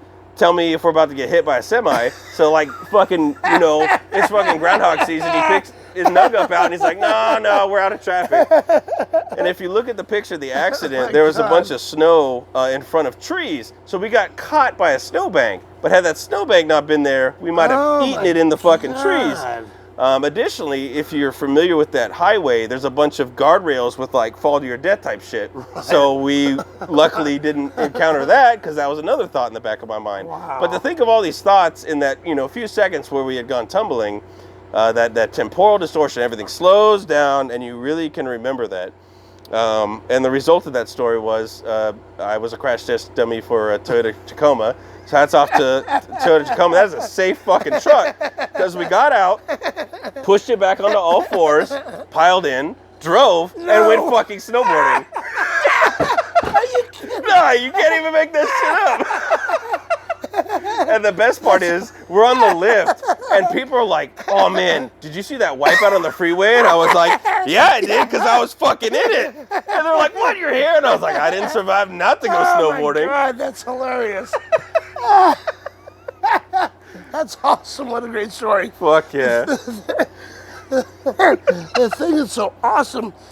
In addition, you survived. But talking about how this time slows down and you can see shit happening. Yeah.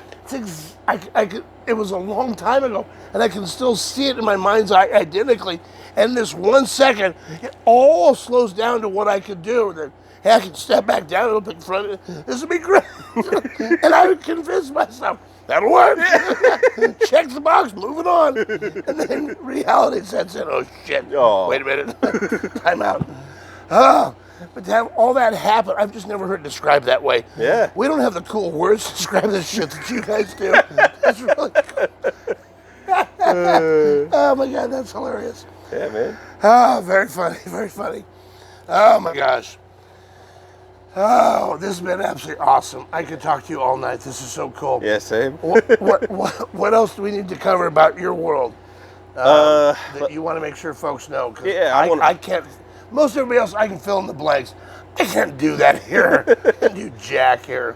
I want to circle back to kind of the difference between the sensation for, you know, this sport with the driver and then going back to the fighter jet.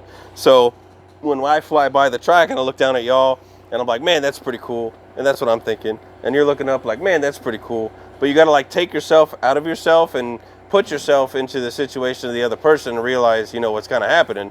So like, you could either be the person that beats their chest and be like, oh, I'm the coolest. But like, it's just different, right? So you see these videos all the time of a fighter jet on the line and some high performance car on the line and, you know, some arbitrary distance and they're like, go. And they're like, you won't believe that the car won. And everyone's like, what? The car won?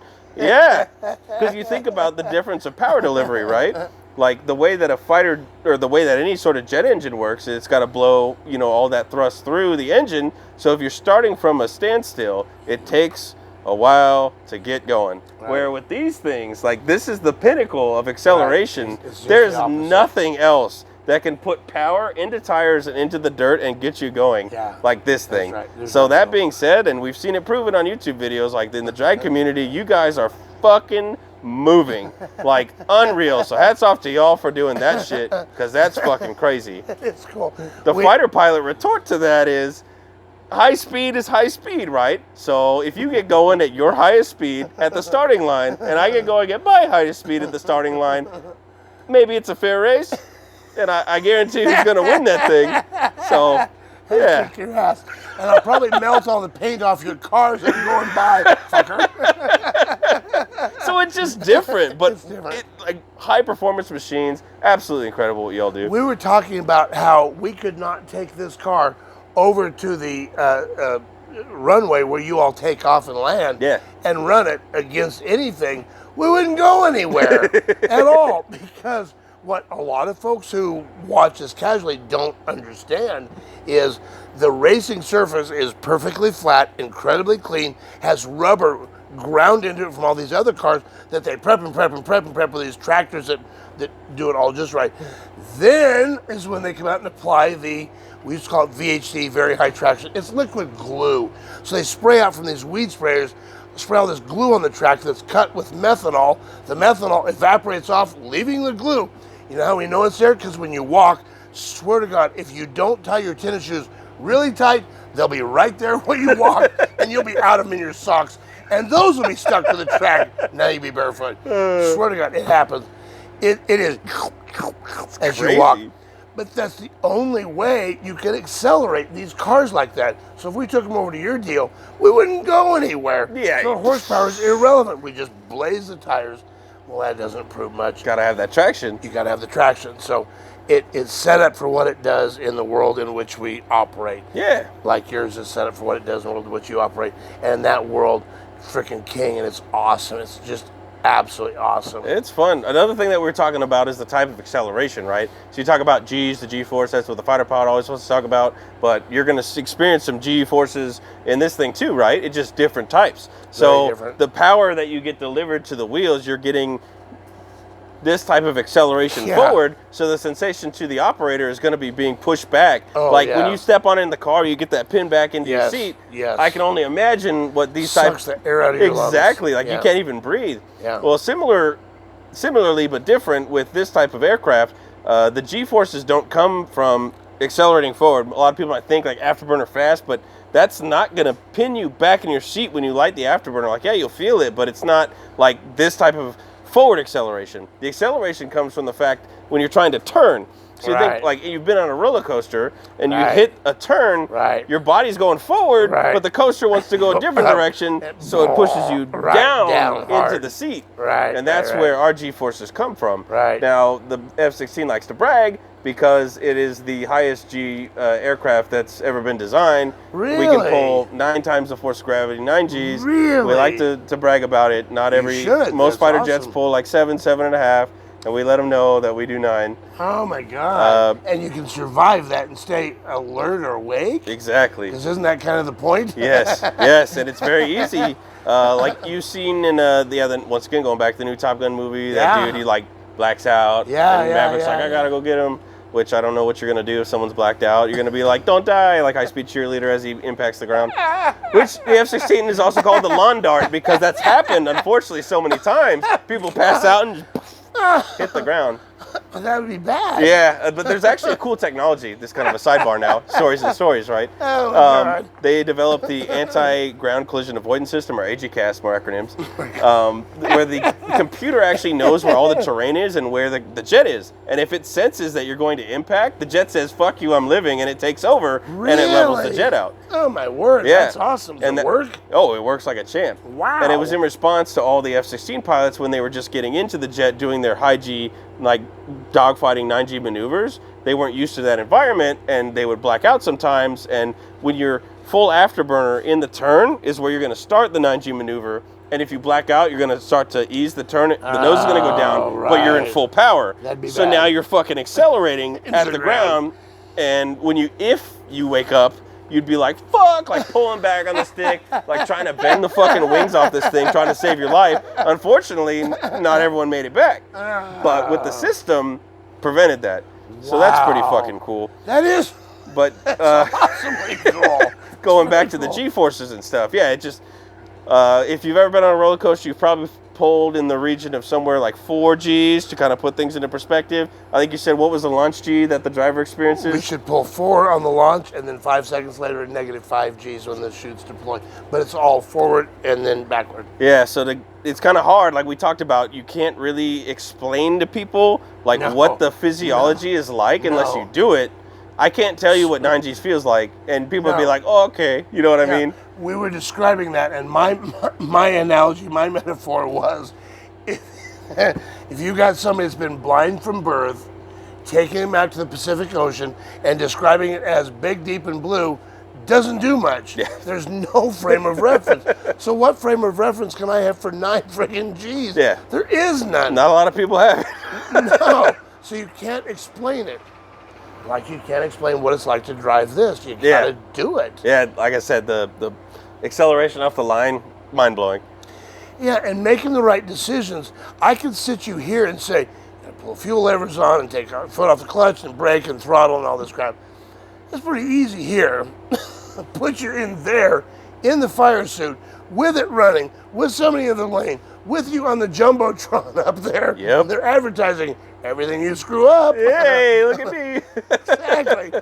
It's a little harder. So, and it takes a lot of time and dedication for these drivers to get to be as proficient as they are. Yeah, definitely. And just like what you do, it's really cool. Another similarity, like you talk about putting on the gear, like most military people will experience the chemical, biological type warfare type stuff. So they call it mop gear. They'll get into what's like heavy snow pants and jackets. They got a gas mask on. And so I call it kind of being like the Michelin Man or the idiot suit. But the more layers you put on, the more your IQ drops. And so you're like, I don't know. I'm just in this thing. I don't know what the fuck I'm doing. And it's weird because like sitting right here, you're like, oh yeah, everything's good. And then you put the suit on, you're like, nah. So yeah, I can totally see that factor. Trying to like, this is already intimidating experience for me, not being in gear.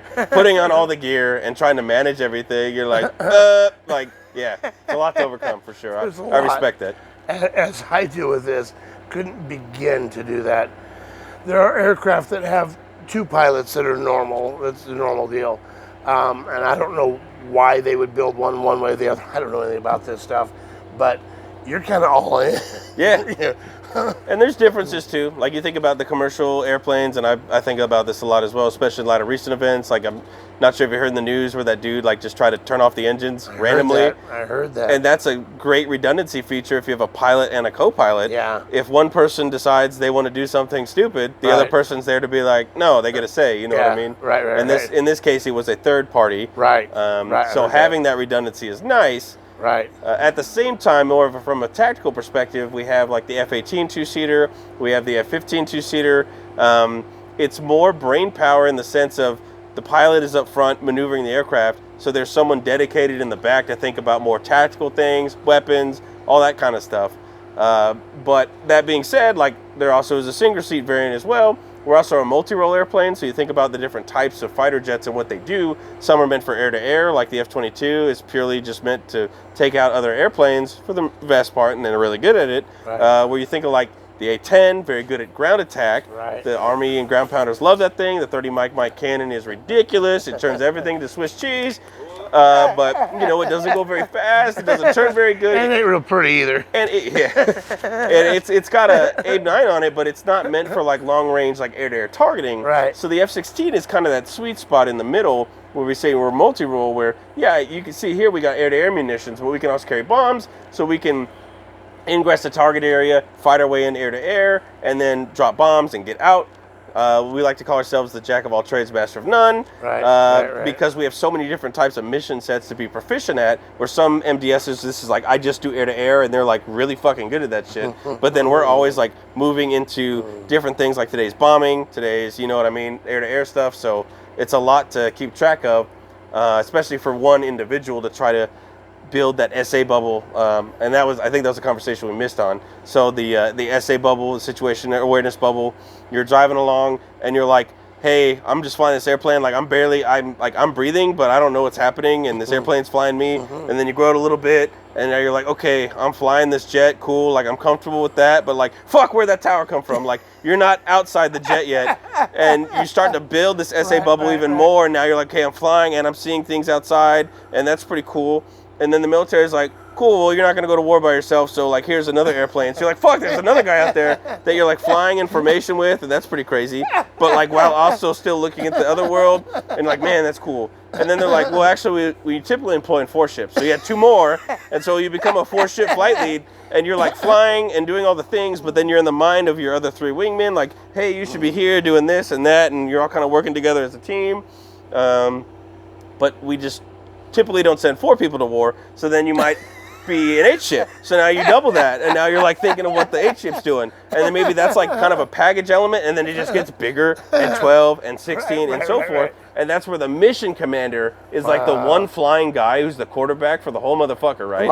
And not only does he have to still do all the flying and, oh fuck, there's a tower, and oh shit, there's a SAM shooting me, but while he's getting shot at, he's also listening and hearing like, okay, yeah, we took the SAM down, okay, send the strike package, and like, your SA bubble just becomes global. Every pilot, like this global SA that is unattainable, but we all strive to get to. It makes perfect sense. And it's crazy the levels you go through that. I forget where the end of that was going, but there you go. It's an awesome story. So when I started learning how, believe it or not, to sell copier stuff, that we have got a copier business in Salem, it doesn't matter what you do, whether you're selling photocopiers, running injected nitro dragsters, selling hamburgers at McDonald's, or flying that awesome aircraft you do. There are levels of competency that we were taught. Absolutely. In the beginning, everybody starts with unconscious incompetence.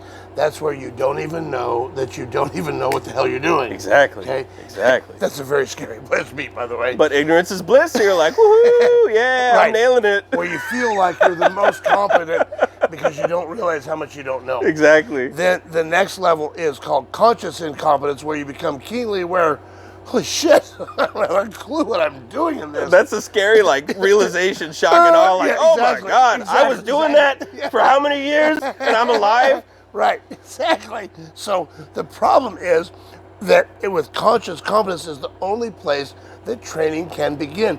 You can't train somebody who's unconsciously, they don't even know that they don't know what they're doing. And it's scary. God, yes. So now training begins. And at some point, if they persevere, they work their ass off, they can become consciously competent. Yes. Now they know what they're doing, but they got to stop and think about it a lot, put the pieces together. If they do it long enough, like what you've done, the goal is to become unconsciously competent, where you know what you're doing, and it's total instinct. That is a Reflex. Great explanation, yes. We talk about in pilot training, like, you explained it. You don't know what you're doing, but everyone has to like be pushed out of the nest at some point. You have to start somewhere, right? You can't just be like Matrix and be like, let me download the pilot program. Cool, like I know how to do this now. I wish, but you can't do that. No. And you watch people go through that.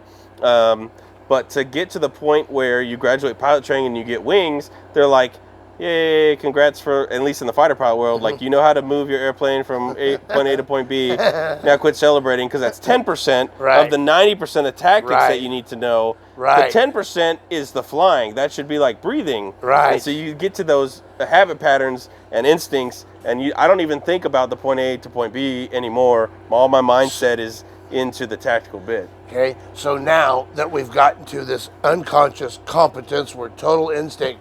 Here's the problem.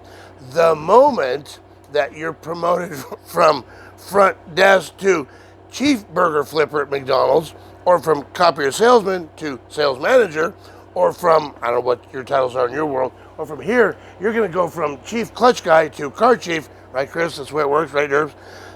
Yeah, it works that way. So the moment you're promoted, you go all the way to the bottom, you start all over again. Absolutely. But you don't know that. You are now unconsciously incompetent again. And you were unconsciously competent in the job before. Why did you jump out of that boat and go clear to the bottom? You didn't know it was going to happen. And now you're down there going, wow. And you hope to get to conscious incompetence as quickly as you can. Like, wow, I don't know what the hell I'm doing. Because that's where training begins. We start all over again. Absolutely. But the moment you change, you start all over again. Yes. You can kind of see this as well in our community. Or pilots, like we were told we're going to be pilots, but like we also have a desk job too.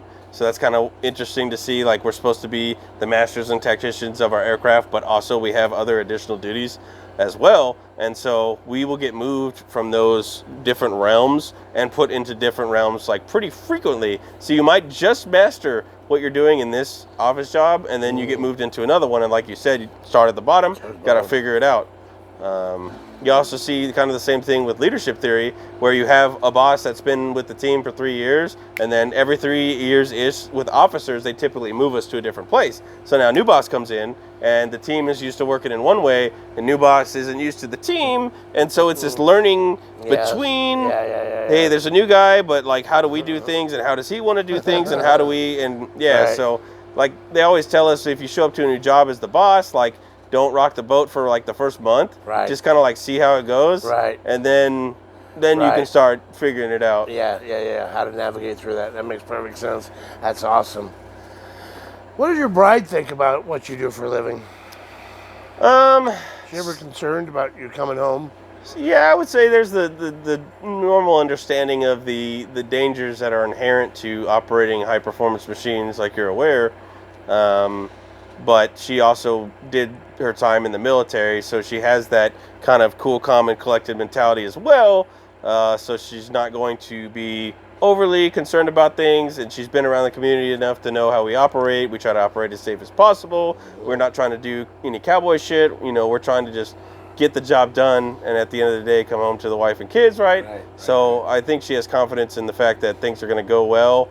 Unfortunately, accidents happen, but yeah, she's very supportive, and I'm happy that we were able to link up in our lives, and we make a good team. I heard a little bit about that story. It's not appropriate for this format, but I heard a little bit about that story, her prior connection, and how you came in and were the hero and rescued her. It's an awesome story. It's really cool. God bless you. It's really cool because you're faithful and loyal to her, and always. You were her hero. And it's awesome. I just respect that. That's what a man should be, for God's sake. Yeah. And you got to do your part. That's awesome. It's absolutely awesome. Really cool. Oh, very cool. This has been absolutely awesome. I could just talk to you all night. I just have such respect and awe for what you do. Yeah, same. And so appreciate that you be willing to come spend some time with me this evening and today. Come see what we do a little bit. Yeah, absolutely. It's been a total blast stepping into this world. Like I had no insight into this until our worlds collided, and being able to just see and respect the machine and see the work that the team puts in, and kind of seeing the similarities like we talked about, and also your humbleness and letting me sit and respect one of these machines. It's been out of this world. Thank you so much.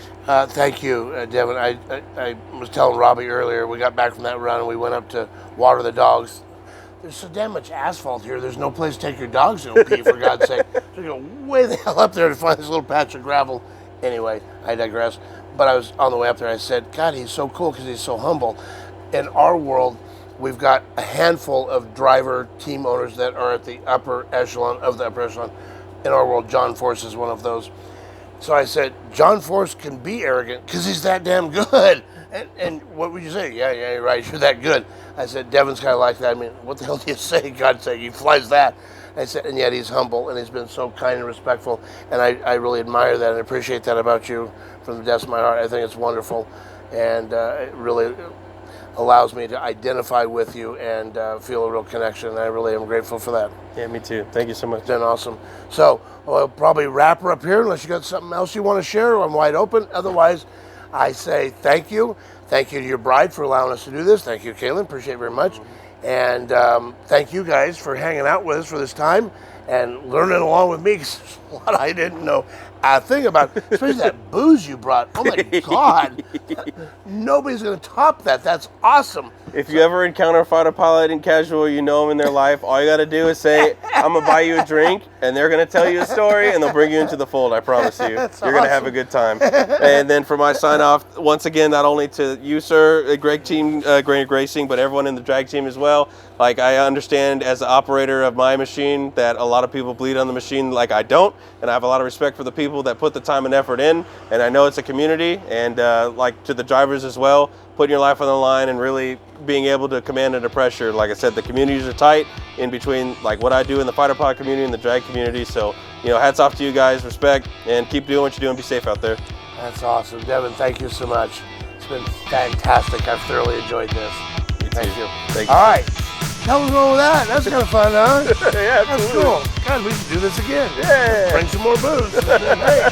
Very cool. That's been really enjoyable. Awesome. Awesome. Cool deal. I'm really glad we got to do this. Yeah. Yes, sir. Yeah.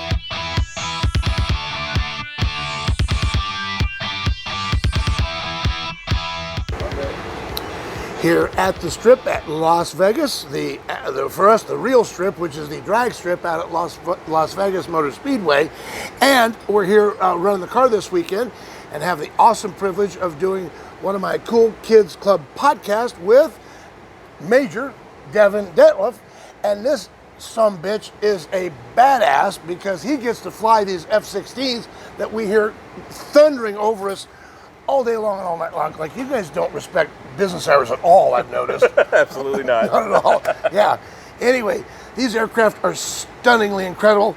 We'll be hearing more about that in our podcast. For now, though, we got a treat because I said I can't give you 80 billion horsepower that you have, but I can have you feel what it feels like to have 4,000 horsepower rumbling through your shorts, and it ain't all bad. So we're going to put him in here for a warm-up, and we're going to put it on fuel. So he'll have a nitro warm-up here. So we'll start by getting him in, because I'm curious to see how this differs from the cockpit you get into. I'll say, just looking at it right now, this is way smaller than a Viper cockpit, so I'm sure this won't look pretty, but we're going to make it happen. We're going to make it happen. So I've already given him the training, so he's on his own here. Go on in, young man. Thank you, sir. So the part I didn't tell him till the end was that getting in is actually the easy part. There you go. That's perfect, perfect, perfect. Little crotch hurt there. The other leg. Don't need that. And then scooch on down. And it's tight. It's tight. But it will open up. That's it. That's it. Yes, we'll run most of a tank of alcohol through before we go to fuel, but yeah. Woo! Ooh, what's wrong with that? All right, awesome, good job. Man, this thing's cozy. Isn't that crazy? So I drove this car for the first 14 years, and I haven't even told this story yet, but I'm going to tell the story now. So in 2014, I had a disc replaced in my neck, and my doctors weren't real excited about me driving this before that happened. They were decidedly less excited about after. So I started having friends drive the car. And then I had a major injury in 2016 in my back and got heavier than I ever should be. And finally realized this cage does not grow when you do at all. So unless I'm going to put a whole new cage on the car, we need to find somebody skinnier to get in this damn thing. So it's an issue. Yeah. And then respectfully, you're in here in shorts. You got to be in here in this 5-layer driving suit that we wear. Yeah. And then the gloves we've talked about. And then you've got to have your helmet, of course, and you've got to have a Hans type device that restricts your head from going forward. It's what we got after we lost Dale Earnhardt Sr. So we want to prevent that basilar skull fracture with your head snapping forward. So it limits. So there's a couple ways they do it now, but the Hans was the first one. Not real comfortable, but they work.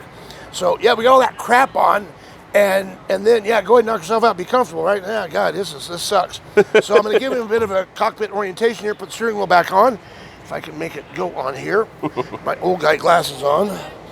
And I've got to find that line. Where's that? There it is, right there.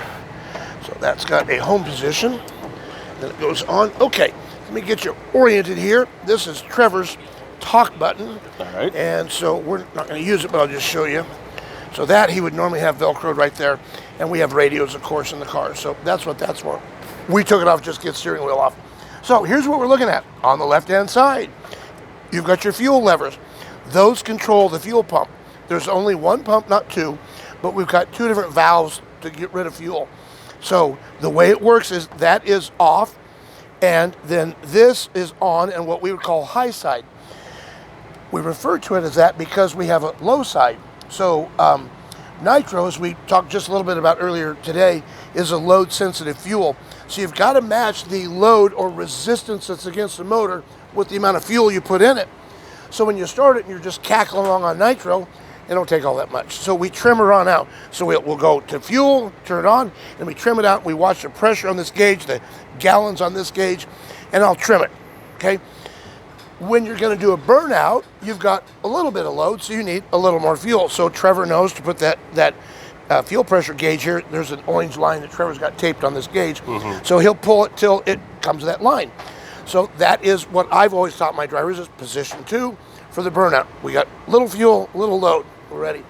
So then he does a burnout and he stops, and there's the brake. You can pull that. You can pull as hard as you want, don't break your arm. And that is over 1,000 pounds of pressure, because I can see you're pulling really hard on those carbon fiber brakes that we talked about. And those are bad mofos, because they will stop you. It doesn't care how hot they get. They can be glowing red like we showed in that picture, and they will stop this. They will stop the tires from turning, but that's different from stopping the car from moving. Because as you're coming, if you're in a panic stop, you pull it, it'll start hopping because those tires are so soft. Ooh. Well, they're not air brakes at all. So if the car's in the air, they do no good. So if you're pulling it that hard, you've probably had a chute failure, so you're already in trouble, so you're already a little panicked, and so you pull the brake and start wheel hopping, and at that point, you must force yourself to push the brake off to get the car to settle down, and then you pull it gently but firmly and let it grab and pull you down. That takes a degree of fortitude from practice and having some, you always have a I'm so anxious to talk to you about this stuff, but you always got to have a respect for this thing. Absolutely. But you cannot be intimidated by it. Correct. Because it'll kill you. If you're arrogant, it'll kill you. In a heartbeat. If you're intimidated by it, it'll kill you. You must respect what it can do and say, I'm driving this thing, bitch, and here we go. But you know where the lines are. I've got to stay within these lines. And there are lines.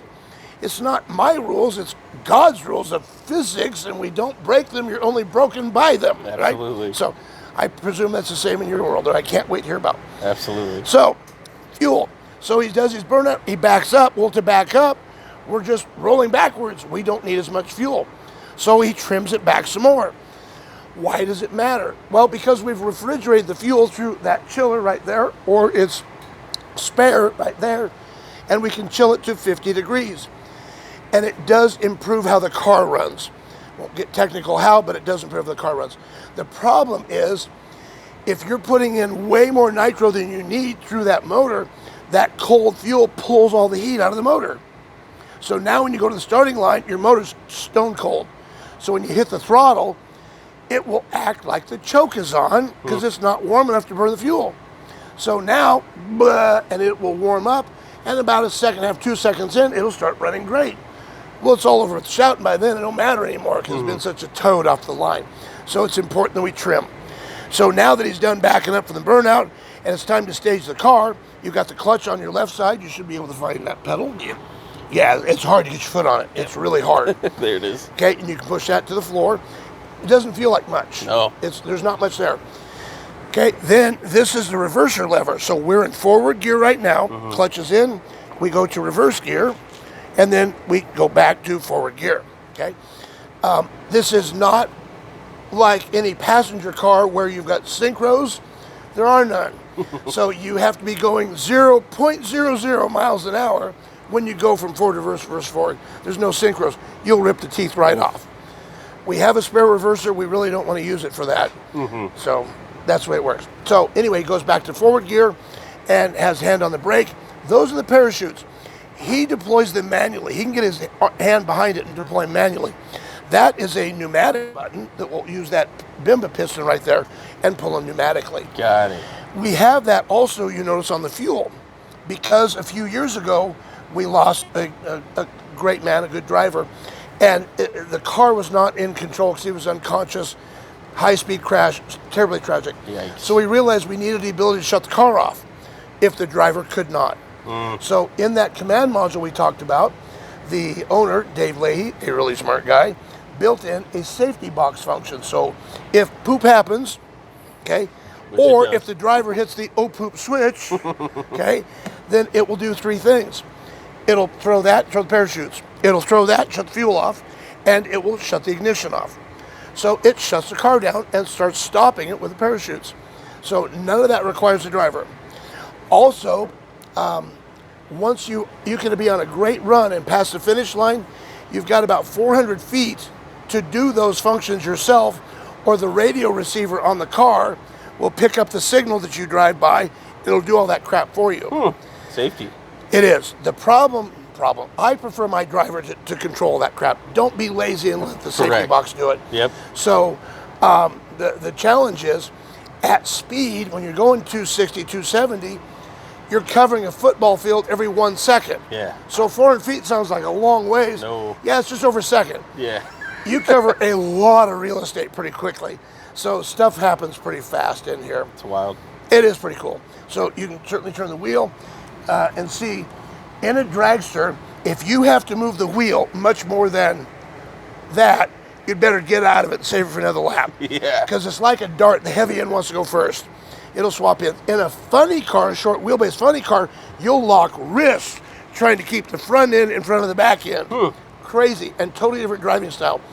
So it's not uncommon to have a very skilled funny car driver jump in a dragster and crash them because they're over driving. Yeah.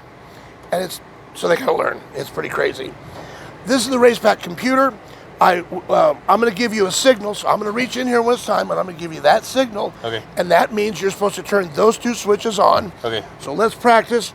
You'll know that I'm ready because that purple light will be on. Okay. That tells you that I've done my job. Okay. The reason I did that is because oftentimes it's kind of loud up there. Oh, yeah. And so you won't hear the switch. But if you see that light, you know, oh, cool, power's on. Got it. So I'll give you the signal, so go ahead and turn those switches on.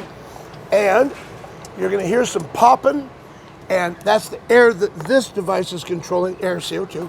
It's controlling for the fuel that we talked about earlier. What you're looking at now, I'm going to just turn the backlight on. So it's got a night mode. Yeah.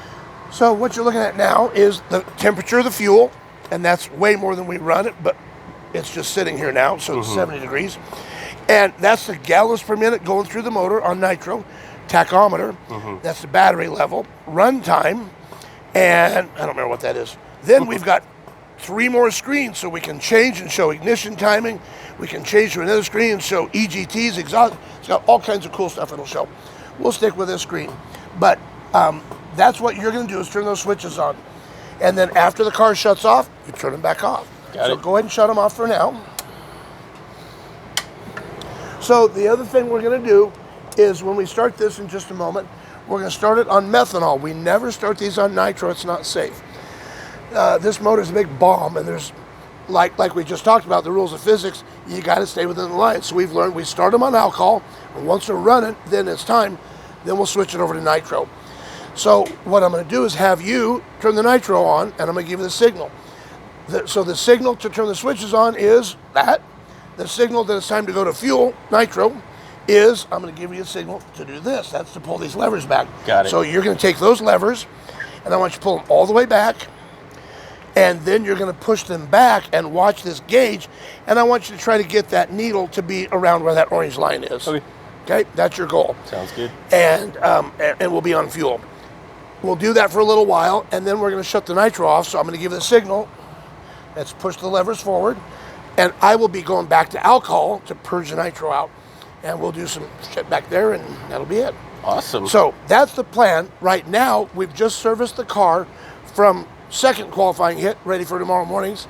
So the point is, it's got fresh oil in it, and I need to build oil pressure.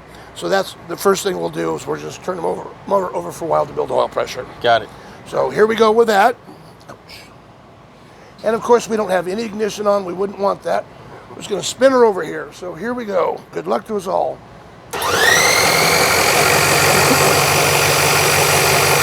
takes a while to pick up the oil, but now it has. And now we've got right at 100 pounds of oil pressure. Just on the starter, we've got about 100 pounds of oil pressure. That's pretty cool. So I leave it, once it's got pressure, I leave it spinning for a couple seconds. I want it pushing oil everywhere it needs to go. This thing's impressive. It will push oil all the way to the cup of the push rod through the middle of the adjuster. It's impressive. It's really cool. Wow. All right, so we've built oil pressure. It's time to light this thing. We've got a logistical challenge now. If you're playing my famous photographer, Derbs, is playing the photographer, are you going to be able to pull the key? Sure. Okay, let's show them what we're talking about. So what we do is to spin this thing over, I'll turn the alcohol on, but we have grounded the coils here with this, what we call the car key. It's just stereo banana plugs that, oh wow, these need to be tightened to skosh. Anyway, that I have jumped so that they ground it out. So all that does is ground the coils to the chassis of the car. That is backwards. That is loose, it's not supposed to be like that. All right, so anyway, he'll be pulling that key, and by the grace of God, it ought to start. So I think we're ready, Chris. So let me get this thing ready to go. Turn the CO2 on. I flip my power on. John pulls the air bleed out of the top of the dribbler bottle, which is the alcohol. I pull a couple out on the side, so it's got adequate air. I give the signal to my driver, turn his switches on. You need me to hold the clutch down? Yes, please. Yep. If you would, please. Thank you for asking. Yep. Switches on. We're good to go. I'm going to give you your backlight. There it is. Okay, so we are good to go. All right, here we go, kids.